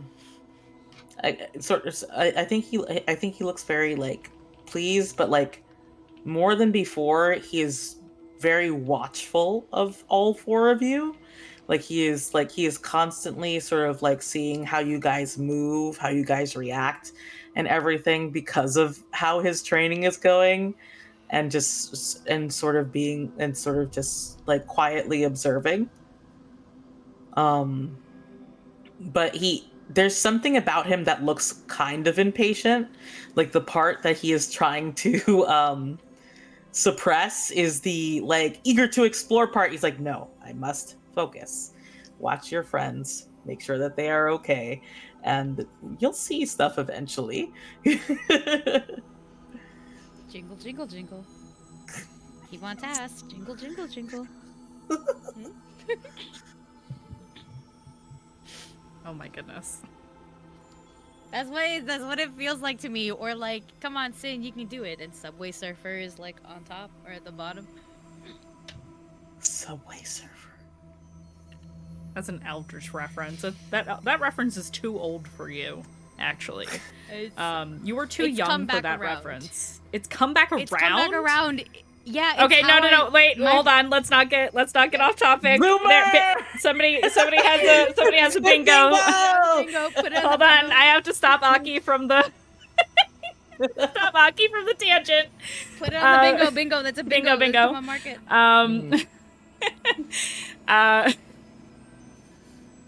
It's all my fault. Do you go up the stairs? Who all's going up the stairs is my question. Okay. Sharma, you get a luck die. Yes. Congratulations on your bingo. Thank you. You walk up onto the wall. What is the technical term? Battlements, I think. And Spectra, thank you for the gift sub to Stream Elements. What you see in the distance these floating islands. There don't appear to be buildings or anything on them, but one of them has water running off of the side, like a waterfall. However, when you look down, that water is trailing into an endless expanse of nothing. Blackness. Vague, cloudy, starry nothingness. However, it prompts you to turn around and look at the castle. Like, is the castle just like half of a castle? We've only been on one side of it. Is there more? There sure is. This castle is massive. It is probably as big as a town. It's flipping huge. There are rolling hills going in the other direction, back towards the rest of the castle. There are a variety of gardens. You see a hedge maze. You see beautiful like stone courtyards that appear to be a place for like playing sports of some kind. You see giant outdoor chests. You're not sure why, but it's there. I'm sure if you looked hard enough you could find Jenga. And there are tall walls along the borders of the grounds. There are battlements that go around the castle, protecting the inner sanctum area. And you notice that stretching high above it all is the tower that contains the library. That means that you have only seen 10% of the castle.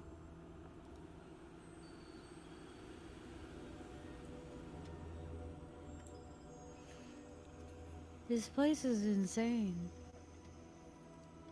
It's huge. And a little bit familiar. Like I've seen similar constructions before.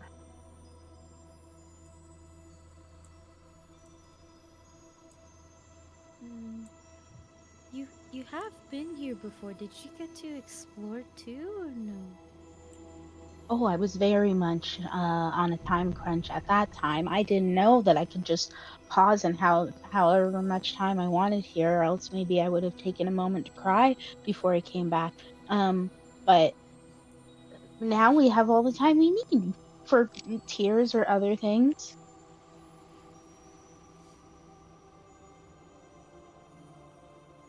I'm gonna hold your face for a little bit, just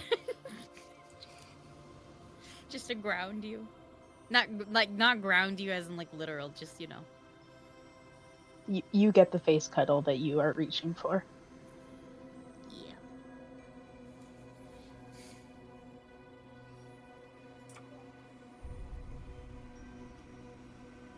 I think Nikita is staring at this expanse and feeling very small.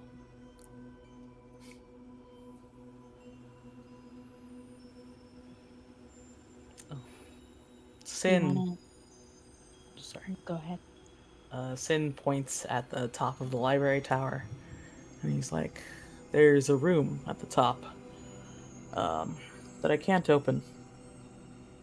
It has the same sort of metal that's running through the walls here. Dirk called it a scroll room. Said that there's powerful magics."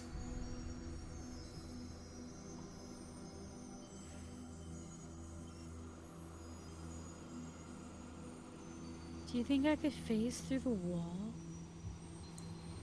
Phase through the wall. Yeah, I could just. It looks very magical. To be fair, I beat a lock in there. That was... I should lock it again before we leave. There's a forbidden section in the library.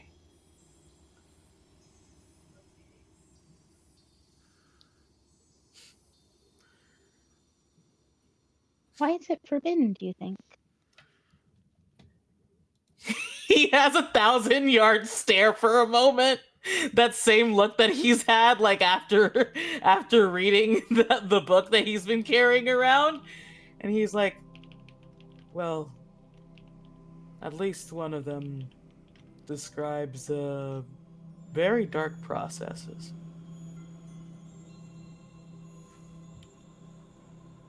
So yeah, we should probably lock it up. I don't know who else has access here.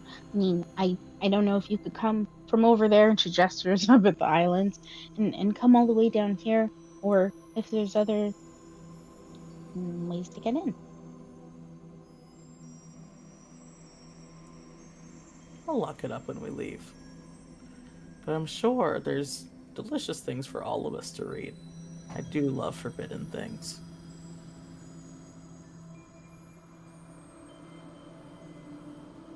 Title of your sex tape.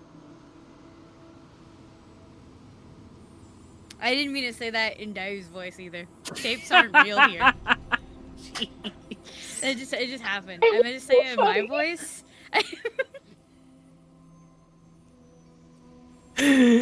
Oh boy. It's not the first that's gay. I meant to say it in mine, but like here we go.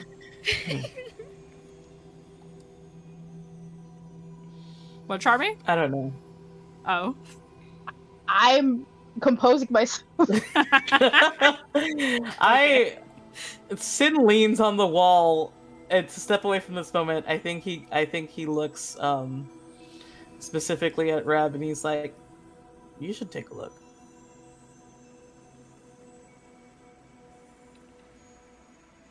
Yeah, training is taking up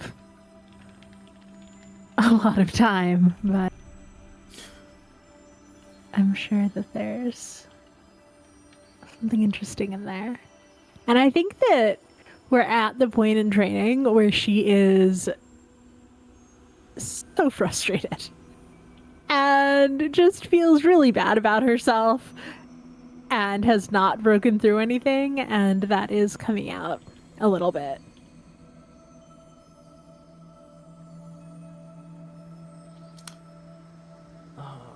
This is probably not great that Sin's extra, like, staring at people, is it? Cool.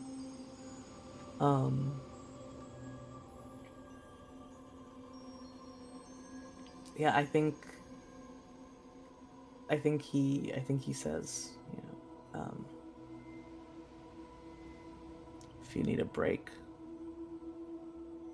outside of this walk, I need a break from getting my ass kicked over and over and over again.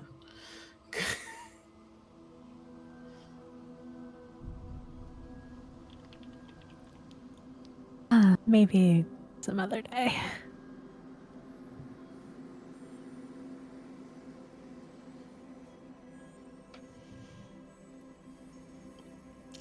Sin's gonna plan to start delivering extra meals to Rev. Just be like, okay, I know that you're having a hard time.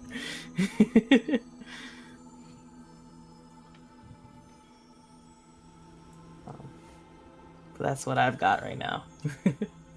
So I'm gonna, as you're having these conversations out on the battlements, realizing just how little of this place you've actually explored, as you do, I'm going to give my lovely players a choice of what you want to see next. I think we've got time for maybe 2 more scenes. The ones in mind I have are short. Library. Gymnasium. Dream chamber.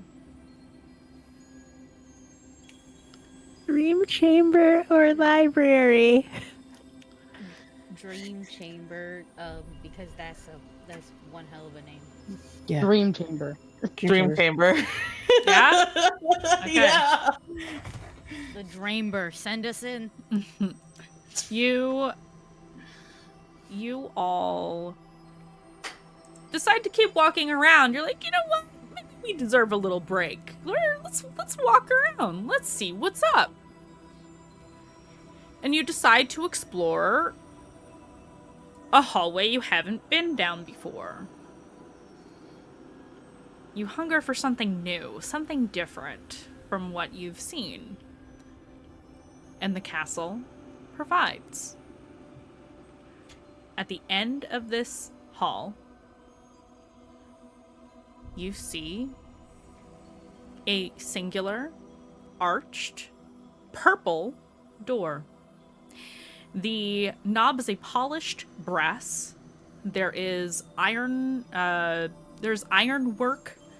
kind of inlaid in a crisscross pattern over the front of it.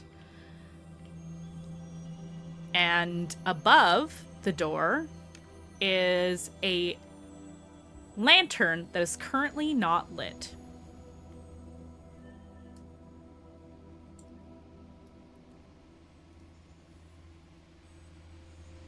What need do you suppose this one fills?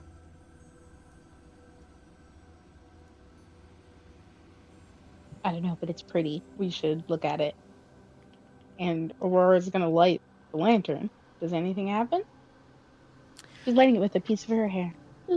Yeah, you place the blue flame into the lantern and it lights up a bright, cheerful blue, the same color as your hair. And as it does, the metal all over the door, the doorknob, the inlay, lights up for a brief moment. It shimmers. And you hear the little click of an unlock. The door open just a little bit.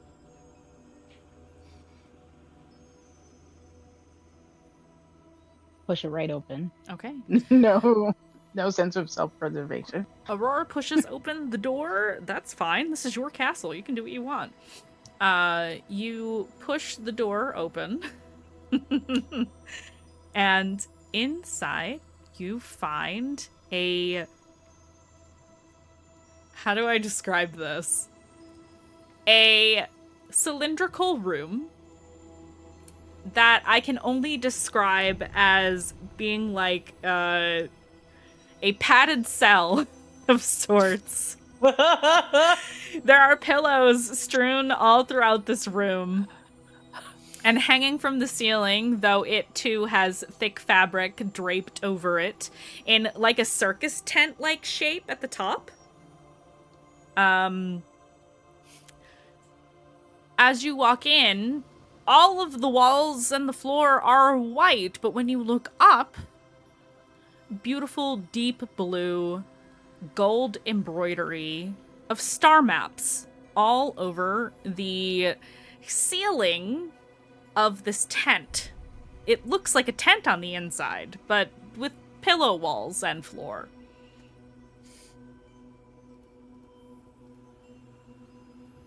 It smells like lavender in here.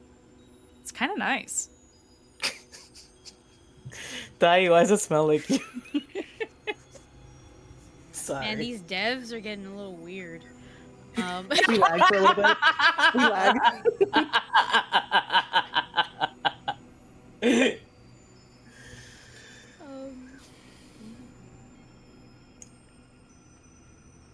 Yeah. What y'all doing?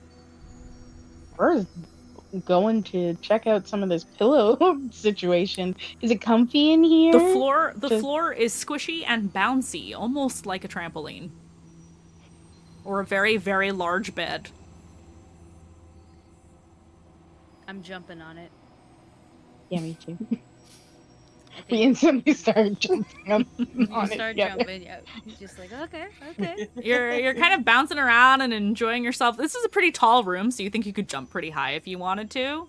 You turn around to look at the door. The door is still there. But what you notice is around the door, there are dials. There are dials with pictures on them, in fact. There's 2. What are the pictures? The top dial shows a variety of, we're just gonna call them emojis. You see little images that look like emojis for different weather events: sun, rainbow, thunderstorm, snow, etc., etc., etc. And it has a variety of dials for different weather conditions. Then the second dial, it looks like emojis of different kinds of places. You see a village, you think. You see a castle. You see what looks like a tavern, you think. You also see what looks like a party. And what looks like a parade. So you see like a little line of like floats and things on one. You see the party, I guess I'm mentioning, is more like, it looks like a big celebration in a town square. There's like people dancing in a circle. There is a moon, which that's not a place. That's just something you see in the sky. And then there are 3 different circles. One is red, one is yellow, one is green. That's it. You're just like gonna hit all the buttons. If you want to cycle through them, you can. Yeah. Yeah? Yeah, Okay. I'm hopping over, and I will hit the moon one first. Of course you will. Well, here's the thing. When you cycle, it doesn't change the room. It has to stop on the dial that it's going to. Currently, the weather dial is set to, I think there's like a neutral one. It's like a gray, blue square. It's currently set to that. But when you turn it to the moon, what you see instead is a large ballroom. The floor has tile work all over it, like mosaic, that looks like celestial motifs. The sides of the room give you the... Above table, it gives you the vibes of a carousel. With the golden twisting spires, the layers of colors with the intricate line work over it. It looks like that. They're very tall, arched windows in this room, crystal chandeliers, soft music playing in the air. And through the windows, you see a city. A very, very large city with twinkling lights that appear to be electrical. They're not like gas lamps or torches or the kinds of lanterns you're used to. They look to be powered by something different.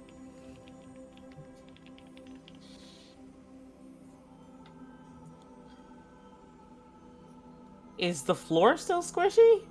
Nope, solid. But waltz Yeah. music is playing in the background. Rory immediately starts dancing, but admiring the room at the same time. Because I think this is the sort of grandeur that she's drawn to.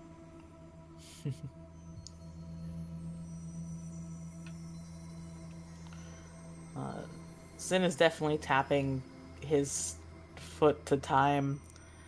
And I think if it's okay, Alyssa, I think Sin would ask, would you like to dance? You're muted. Yeah, I think that Rev is sort of looking around and had raised a hand to just, like, out of habit, do a little detect to see what it is that the magic is doing here, but will instead bring it towards Sin and join them. So you do a detect while this is happening.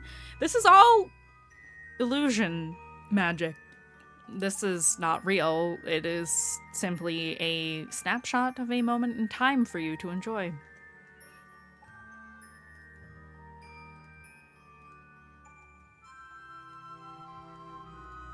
Seems like sort of the best case scenario Yeah. for what this room could be. So Rev relaxes. Yeah, you haven't much been more sucked into the away to dance. another world by accident, so that's good. Yeah, exactly. Yeah, I do think Sin, when Rev relaxes, says, what did you see? Or what did you feel? I'm not sure how that type of magic works. It's all just an illusion. Makes sense. It does. I was a little concerned that since it could pull us here, maybe it had pulled us somewhere else, but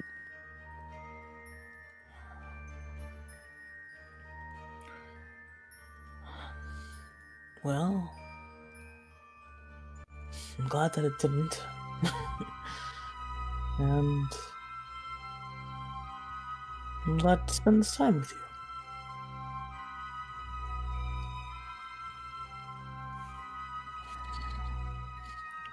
And if allowed, I think he starts to waltz Rev away. yeah.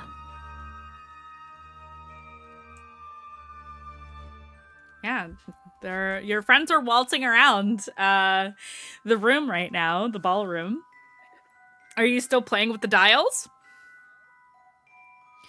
Okay, when people start dancing, I'm not gonna play. I'm gonna let everybody dance for a little bit until we get, like, we're like, okay, we've danced enough. Next dial, and then I Next will dial. hit something else at random. Okay. But like people dancing, they're dancing. I'm not gonna change that and kill the mood. Of course. So we'll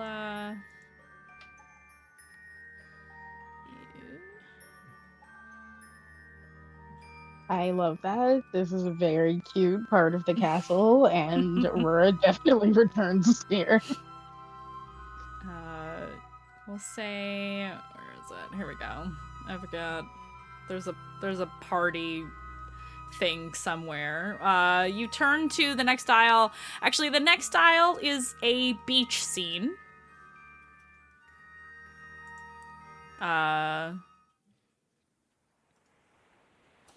So you hear the sound of waves, and the ballroom beneath your feet gives way to soft white sands, seashells, and pebbles all along this cozy little beach. It's a cove. There's palm trees and all manner of different things, coconut trees, etc. lots of flowers, wildlife, birds singing. And in the distance, it looks like there's some kind of barbecue happening.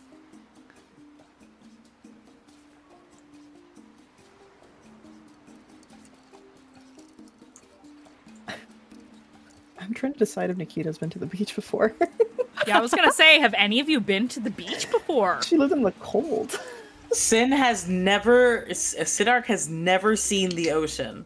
This was like a thing that he was very tempted to do when we were leaving Hollowgate, was to like go to take the exit that went to the ocean that one time, because he's never seen it. I think he's like bouncing a little bit.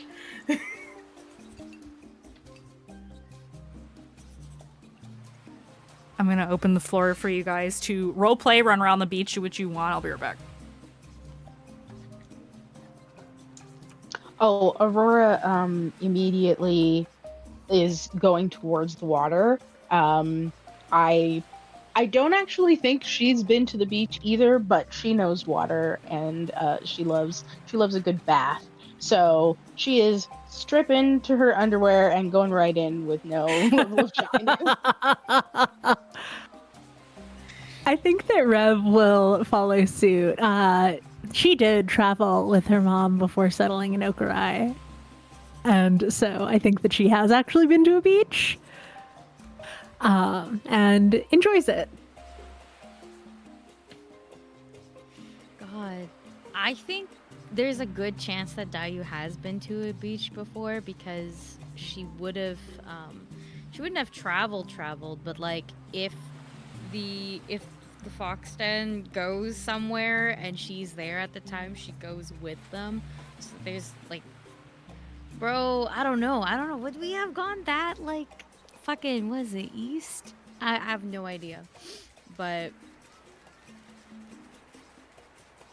It's actually like a large portion of Southmore is surrounded by the ocean, so I feel like it's pretty feasible. It's yeah, that's what I'm saying. I think it's very feasible. It's just the Southmore is half like there is like a lot of ocean, but the rest of that is swamp and wasteland. So it's the very unfun sand, and the unfun waters. You know, like I don't know. I think very good chance that she has been to a beach before though. It's just been like, maybe it's like, oh shit, it's been years, you know, like one of those things. Like I haven't been on a beach in a while. Yeah, going to the beach would have been like a day trip from the borough, so that could have been something you and your family have done in the past.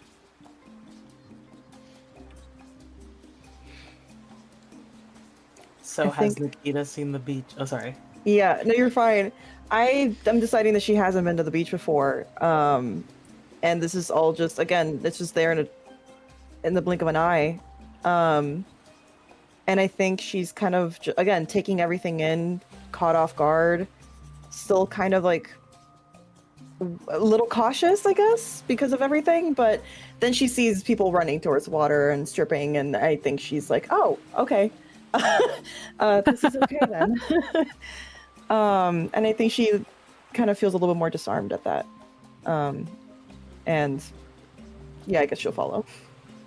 And I think Aurora is describing like, oh, the sand feels so weird when it's wet and you're walking in it and it's underwater, and oh, what is that? Oh, the water is nice though. Jen like conveying to Nikita what it feels like from her perspective. You get that terrifying feeling when seaweed touches your leg and you think it's a thing and it's not. Charmy muted. Ew! You know how much time I spent in the ocean? So much time it changed the color of my hair. I knew it was coming.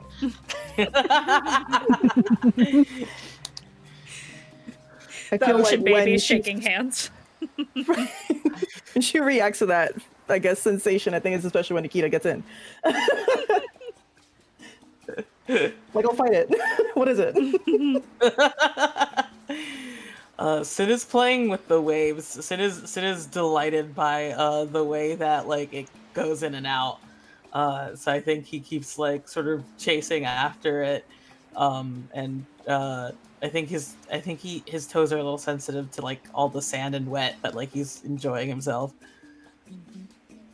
I'm sitting at the shallow end, so like all the water can kind of get around me. It's like the equivalent of when you're trying to sunbathe, but not really, and one big wave will in fact get it in your mouth.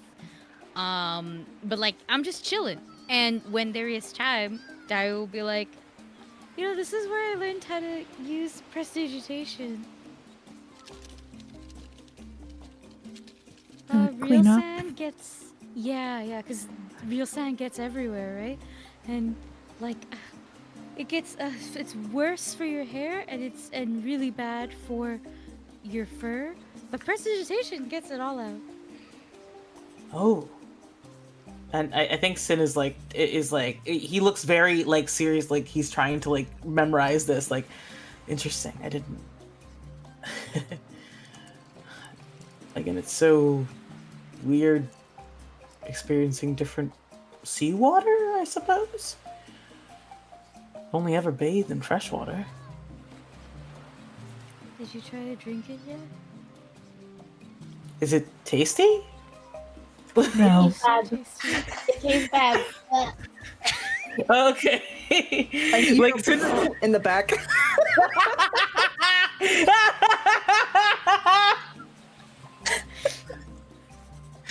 Oh my god. Okay.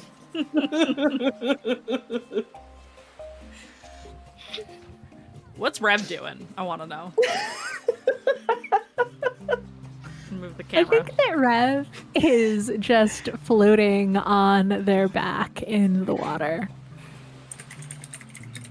It feels like you're in real water.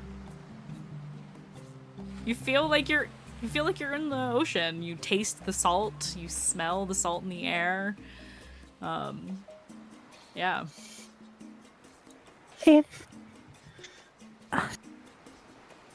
I do a prestidigitation, though, it won't clean anything off because there's nothing to clean. I try it. I don't. You try it.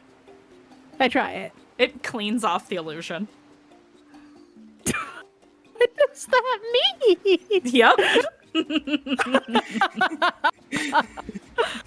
That's so realistic. Does that mean that like pillows show up? Like the pillows from the room. Yeah, because you're cleaning off the illusion. Like The illusion of like sand and water and stuff on her skin just gone. God. Okay, no, I also interpreted it like soul, Nope, like it it's doesn't sort of break. like It doesn't break broke, the. It doesn't okay. break the full illusion. Just I was gonna say it would only. it's like it would real only, prestidigitation. It acts like real prestidigitation. It's I was as gonna if say the it could only illusion break responds. 1 cubic foot. Because it was created by a mage who had that spell. I mean, this makes sense. Whatever kind of enchantment work this is, it's insane. it's an awful lot of effort. Someone had a lot of free time, apparently. Lapis did a lot of building in her time. A lot of creations larger than this. This is so cool.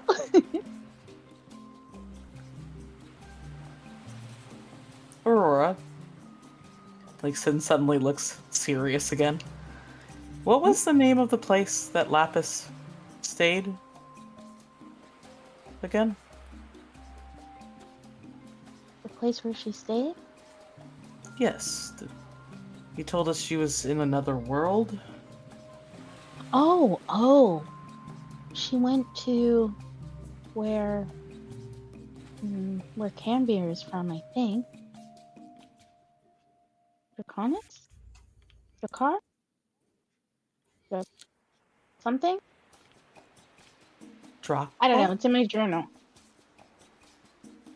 That sounds right. Mm-hmm. How come? I'll tell you about it later. It's Okay. this is a nice place. She splashes in.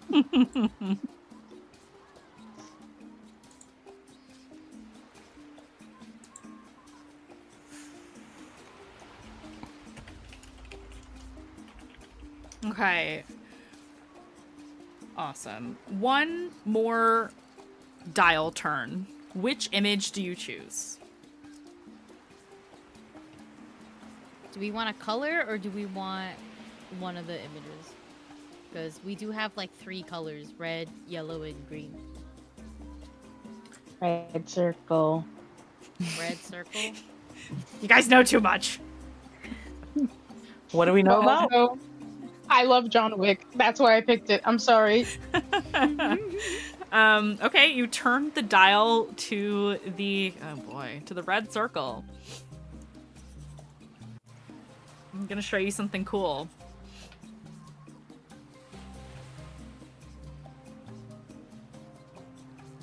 Let me. Do I have music for this? I don't even know.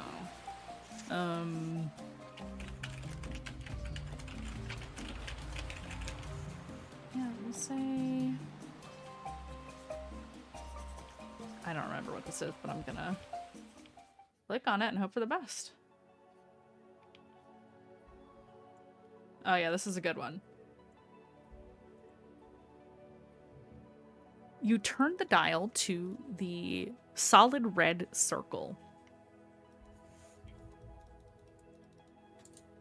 And what you find is you are now standing on top of a red stone plateau overlooking a massive canyon with pillars of stone throughout the center of it. Down below, there is a large body of water, you presume some form of lake, with a river running into it. There's some greenery here, not much. It appears to be more of a desert type region, which is not something that is the closest thing you've ever seen to it is Southmore.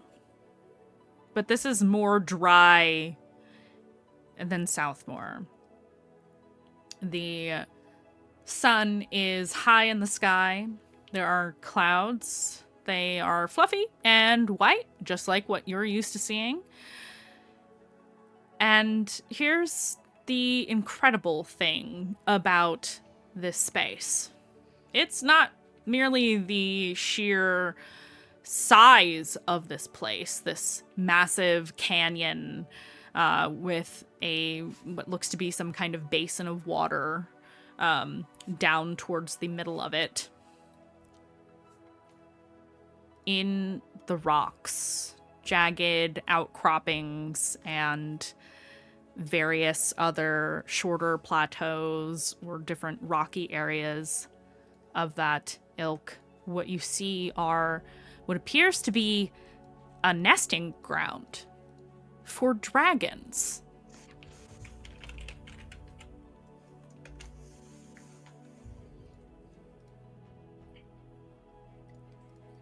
And as you look at this scene, you realize this one is not one that you interact with. This is one that you look at. And off to your right, a large figure catches your eye, and you see a absolutely incredibly huge dragon, 5 times as big as any dragon you have seen in your journeys. I'm talking Titan-sized dragon. And sitting on his palm, he's holding up one clawed hand. Sitting on his palm is a fire genasi, a blue fire genasi. She appears to be holding onto one of his fingers and looking down at the scene before you. And that is what you say. There's not a lot of space. You can't really walk around where you are. It stops you from moving beyond like a little radius. Aurora stands at the edge near the two figures and kind of places her hand as far as she can go, and is just looking at them and crying. When you place your hand up against the barrier, it's just like touching the glass of an enclosure. It feels a little cold and solid, but you can see them clearly.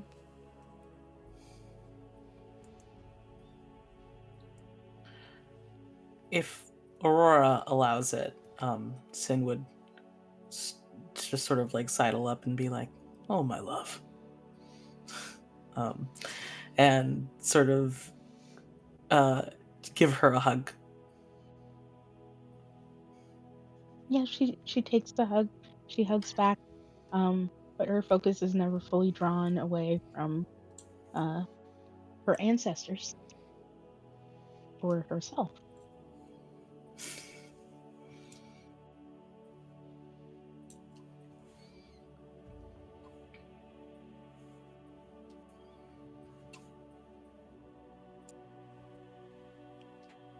And I think there might be where you decide to give the dream chamber a rest for the day. Shifting the dial back to its neutral position, the image of the pillow. And retire to your quarters for the evening, either to spend time with one another or to talk about where you want to explore next. And I think that is where we can call it for the evening.